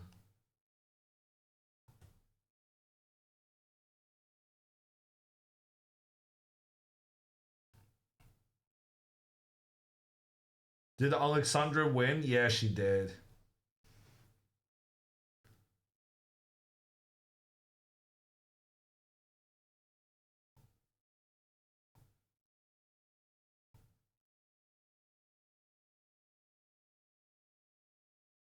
Hello. Hey. Hello. Let me pull up the stream. That game, honestly, I'm just confused because I kind of did my own thing. Let me put a camera on, and I didn't really follow any theory, and I was just real creative. So everything could have been really bad, but I would love some. Oh my god, it's so yellow in here. I would love some notes. There we go. I turned the lights on. Hi, chat. Yellow. Wow, look at Hammer. He has the setup and the sweatshirt. Yeah, Botez merge. Nice. Hi, guys. I would love some notes on the game. Yeah, I mean, you played it well, and then you kind of. So your biggest mistakes were knight to e8, and that you never traded off the bishops. Yeah, trading off the bishops, I wasn't sure. Now I understand because I didn't consider him keeping the bishop. So I didn't think that was a threat. So then I thought it was better for me to just keep the pressure. And yeah, I think after bishop h1, I had goofed up. So honestly, that was just a move I completely. Sorry, I need to move around things a little. Okay, I'm good. Oh. How do I, hold on, let me put my... Are you getting a lot of messages? Yeah, it's Alex. Okay, I'm gonna just put it on Do Not Disturb for now. Yeah, and again, I was telling I was really trying to take the things I did wrong in the last games and learn from them in this game. And like one of them was obviously time control, so I was trying to like recognize the critical moments and take more time there, even though I was still 30 minutes down. And then oh, okay, I see you have the position. Yeah, this is so silly because like taking the bishop is such an obvious move, which I considered it. But then in all my lines, I was like, oh, they're just a little bit better if I just keep the bishop, and I just didn't even think about bishop h1. And then I panicked, thinking like h5, h4 could be a plan of attack, but it didn't work. Yeah. So if you had traded bishops here and then followed up with e4, the computer thinks you have quite a sizable advantage. E4, that's interesting. Okay, I looked at this and I thought after they go d5, Yeah. I take, then well actually no, I have to take, or do I push? I mean, I take. my intuition would be to go c5, but computer wants you to take. Yeah, I just felt like, I mean, yeah, blocking the position makes sense, but now that pawn, I was worried the pawn on e4 is like a liability. Yeah. No, I understand that, but you actually do have the rook to help out. And the point is, what does this pawn enable you to do? It controls the f3 square. So very often you're coming up with your queen, and then you're doing the pawn advances like you tried to do in the game. Yeah, I see. It's really hard for me to tell that this plan was better than just keeping all the pressure. No, and that I understand. But in general, making the trade of the bishops to loosen up his protection around the king, I think that does make sense. And then yeah, no, I think if I would have saw a bishop h1, I would have realized I had to take now, which I'm surprised. No, that doesn't really, because bishop h1 here doesn't make sense. Oh. I think. So your problem was playing knight to e8, right? Because now after he takes, you cannot take back with the bishop. No, with the pawn, sorry. And that became the problem, right? Because once you can't take back with the pawn on e5, then you're no longer limiting this knight, and that's when retreating the bishop becomes a problem. Oh yeah, what was really silly of me is I calculated the whole like whatever bishop g5, bishop f5 line, and then in the lines in my head, I thought that once they attack my bishop with the f4 pawn push, the dark squared bishop takes the knight on c3, they take, and then I win the pawn, and in my head I just completely blanked on the fact that the bishop on g2 defends the pawn. So like I thought here that even after this trade, I was like, I didn't think they could go f4, and then I realized very quickly that I just blundered there and messed up. Yeah, because here, what I feel like what went wrong is that the combination of the bishop retreating and the knight coming up to take your bishop, that's what caused the issue. Yeah. But that wouldn't have been an issue if you still had your pawn on e5, which restricts this knight very nicely. Yeah, I had looked at all the knight f4 lines, but only with the bishop still on g2, so that's why I didn't think it was a threat. Yeah. Yeah, I feel like my middle game understanding, like this was an opening that like I knew the key ideas, but I kind of just like played what I thought was best, and that was fine. But then when I'm like not super duper prepared with the middle game, that's where like I don't completely understand the position. And like here, I thought it was really, really good if my bishop gets on the center because I have an open file. The knight comes to c7, the other knight comes to c5. I have the e6 square, and I thought I was set, but that was all counting like that we would trade the bishops. So I thought this position was good.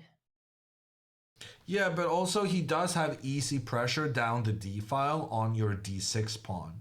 So I also do think you're overestimating how good this trade between the pawns. Like you can say your bishop is activating, but like your bishop is pointing towards quite a fortified white king side, and it's pointing towards it's pointing towards the knight and the rook, but that's kind of easily dealt with. Yeah, Well, I was thinking like they can't really attack it right now, and later I can always go d5 once Yeah, but then I d5, that pawn is always going to be isolated, right? yeah. Yeah, maybe I underestimated the weakness on the D. Well, which is true because I ended up losing it, so that should make sense that it was too weak. But I just thought, yeah, I thought White would have to create too many weaknesses to kick my bishop out of the center, but I could have just played really solid. But I wanted to Yeah, open up. I think the biggest thing here is that um, your bishop becomes better when you take on e5, yes, but his knight also becomes much better. And of the two, it turns out the knight getting more into the game, because like your pawn formation was actually really effective in making sure that this knight really didn't have a future. In that regard, it kind of reminds me of your game against Otto, which was a very similar opening, right? Yeah. Just that he had this e pawn further forward, but other than that, it's very reminiscent of that same situation where there was a moment where you released the tension. Okay, to be fair, it was the other pawn around, but it was all about how you allowed this knight to get into the game, even though that knight was actually pretty poor before you allowed the trades to happen. I see. Yeah, that makes sense. I mean, we had prepared against English. What I'm trying to say is just that it's nice to think about your own pieces and their potential and their abilities, but you also really have to think a lot about the opponent's pieces, because sometimes activating your own pieces and keeping the opponent's pieces passive, that could be equally valuable. Yeah, that makes sense. Yeah, this was annoying because relieving the tension was so easy, and I thought that I was making the position more complex and better for me by not relieving the tension. But yeah, if I understood that the plan was e5, e4, that would have been different. But I did not. Yeah, well, I mean, even just making the trade and then going h5, I think this is okay for you as well. Yeah, trading off that bishop. Yeah, and another hard thing about this game is in none of the theory and all the model games I studied for the English, was bishop h3 ever an idea. So I wasn't even familiar with the idea that you should consider trading. Because in all the positions I have, the bishop is usually like stuck on c8, but then I thought I found my creative way to fix that, but I should have. And that was a completely fine plan, yeah. Yeah. But you're never gonna be able to know everything in advance. You're always gonna have to use your creativity during the game. And I thought that worked out pretty well here. It's just like, yeah, I thought the opening was good, but yeah, okay. All right. Well, chat. I mean, probably it's just this knight to e8 that got you into some trouble. Yeah, it's well, yeah. The whole reason I played it is because I thought it was good to take with the bishop. So if I would have known that it isn't and it's too risky to activate the knights, I wouldn't. But I think a big thing of like the more whatever high level chess is a lot of these new opening positions that I've never played, like understanding like what the key ideas are, and like in this position, it is not allowing them to create the weakness on d6 and activating their knights. So now I know, but yeah. Yeah. You spent a lot of time today. Yeah. I spent a lot on this move because I was okay. Here's the question: like, I don't know if I'm just calculating things I shouldn't. I spent a ton of time on this move because I calculated knight a8 with and without the bishop, and then what's I think where I lose all my time is I'll spend like 30 moves calculating the line I expect them to play, which was like taking on the d pawn or pushing. It was taking or pushing with and without the bishop trade.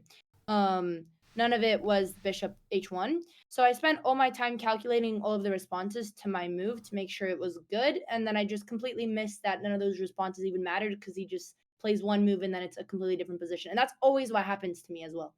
I spent all my time, like 30 moves into my line to make sure that I'm not messing up. And then I realized he just plays something else and all that time is wasted. Yeah. I mean, it wasn't wasted because maybe he would have done what you were thinking about, but what I'm hearing is that you feel like you struggle predicting necessarily always what the opponent is going to do, and then a lot of the time you feel like you spend too much time. Yeah. Yeah, I'd say that, and I just missed their best responses because I assumed that in this position, his plan was either to take or to push. So then I went really deep in both of those lines, and I also looked at like knight f4 ideas after, and then there was a third option where he does all of that after bishop h1. So I think it's more like realizing the opponent might not play into the plan that I want, which all of them in this position was with the bishops being traded. Yeah. But I don't know if that's the right analysis. I don't know if that's correct. But it's probably just like middle game understanding that I need to work on. Yeah, but that's such a huge topic, though. That's Yeah. that's the entire game of chess. Yeah. Well, I feel like a lot of it is also just experience playing different positions. Yeah. Um, but yeah, no, like for example, with the other game yesterday, how I totally missed bishop c1. And I spent another like 30 minutes on that move, calculating everything, seeing how this move was winning for me, and calculating like two other responses and missing that they would just have one move. So actually, in both of my games where I lose 30 minutes is when I go really deep in these moments. Yeah. Yeah, I think that makes sense. So And, maybe tomorrow you focus on not going as deep. and just looking at more. Yeah, it's like breadth over depth. Is that the word? I think Yeah. so. Yeah, I think that's what I need to work on. Exactly, because I'll go 40 moves deep into the two lines I expect, but instead of looking for three lines and realizing one, I don't even need to do all that, I just spend all my time. So yeah, we'll take that as the final conclusion. Okay. You have the same number of points as Alexandra now. Are you hoping Yeah. for a matchup? It would make losing this game better, at least, that we would have a hype stream tomorrow. So I guess we shall see, chat. We shall see. Alexandra said that she really didn't want to play against you. That means she's scared. She felt like it's basically a lose-lose for her. Yeah, it kind of is. For me, it's not. I'm excited to take her on, and I'm ready. It's Okay. like when Venus played Serena in the tennis open. I don't remember who won. Did the older or the younger sister win? I always forget who's the older sister. I don't know. I watched a 30-minute of that documentary on the Netflix, and I've been making tennis references all week. Okay. The US Open. Yeah. Yeah. It's like when the two sisters, but don't worry because they went on to be the best in the world. But yes, there was a day when the two sisters had to battle each other and the world needed to know. And the world thought that one of the sisters threw, but they didn't. They simply outplayed them. And tomorrow we shall see who the strongest sister is. Maybe. Yeah. Are you bribing the tournament directors to make it happen? No, I don't think they like either of us. We keep getting in trouble everywhere we go. So I don't think there will be any negotiating with the arbiters. Wait, what? Well, like, I mean, yeah, it's okay. Well, it's not that we did anything wrong. It was just more of a misunderstanding that we were told we could get coffee somewhere we couldn't. It was very silly, but they definitely don't like us. Well, I mean, maybe they'll like you after you bribe them. Yeah, no, that's okay. I'll take my sister. We'll see. We'll see what the pairings are. For me, I'm happy if it's not my sister also because I would rather take someone else's points, to be honest. Okay. I would much rather beat another 2100 and then not have an upset sister. I just want to take someone's points tomorrow. That's the plan. Yeah. And if it's Alexandra's, so be it. So be it. Yeah, you know, whoever shall be my victim tomorrow shall be my victim, but I have the white pieces, so they better watch out. I'm unstoppable. Three wins in a row with white. Yeah, I also don't want to be too like today honestly, I wasn't overconfident. I mean, I go into the games thinking I can win all of them. And I don't think it really affects my playstyle, but I don't want to be overconfident tomorrow because I've been relatively confident, but I mean, I think that's a good thing. I'm not sure. I don't know anymore. I think it's better than the alternative. Yeah. But confidence also sometimes kind of shows itself in your time usage. I did not lose 2 days in a row. I am precise. I won yesterday, and I'm going to ban you. Yeah. So I do feel like your time usage isn't really exuding massive confidence. Yeah. But what does the confidence have to do with my time management? Oh, because I think I can win under time pressure, or why? Well, no, it's more like that. If you're confident, you often play faster because you feel kind of I don't know. Yeah, That's but I don't usually play the really how it fast. works. I play pretty slow. I still double no, like I believe that I can beat all of my 2100 rated opponents. But maybe that's where I'm wrong because maybe I don't understand that they have a better like middle game understanding than me. But I still take my time and try to double check everything because I'm still not overconfident in the actual position. Yeah, but then double checking is like when I played in like the first couple of times I played the top tournaments, I would always double check everything, and Yeah. I Which I spent do. so much time on that, which meant Yeah. that I was more likely to lose because I landed in time trouble and stuff like that. Double checking is a bad thing because it means you don't trust your own ability in the first place. Yeah, I have to find the balance in that because I just spend a lot of my time overthinking lines. And yeah, my coach Alex told me yesterday was like, there should never be a movie you spend 30 minutes thinking on, 15 minutes max. After 15 minutes, make a decision.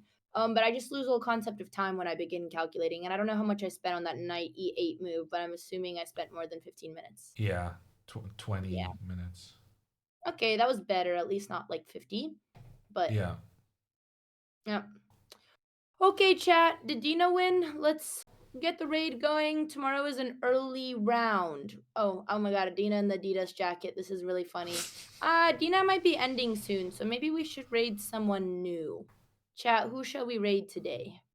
Just one final question. What is the status on the luggage? Don't ask. The Well, power chat of wants to know. do anything. They replied to my tweet, but they did not help me whatsoever. They replied and they said, please contact our customer service. And I said, well, I have been contacting your customer service 4 hours every day. In fact, they have my AirTag information, but you know what? It still says pending because no one has even accepted it. So they have everything, which is why tomorrow after my game, I'm going shopping, no matter the result shall be. Tomorrow is going to be a day for shopping. But have you paid Dina to do the call? I did. She's been calling them, pretending to be my manager for the last 3 days. And we have made progress, but not enough. It's a hard war to fight. Okay. So even Dina can't fix this. That's a big problem then. Yeah, she's been arguing in French and like it got better than me because I'm often too nice, but still nothing.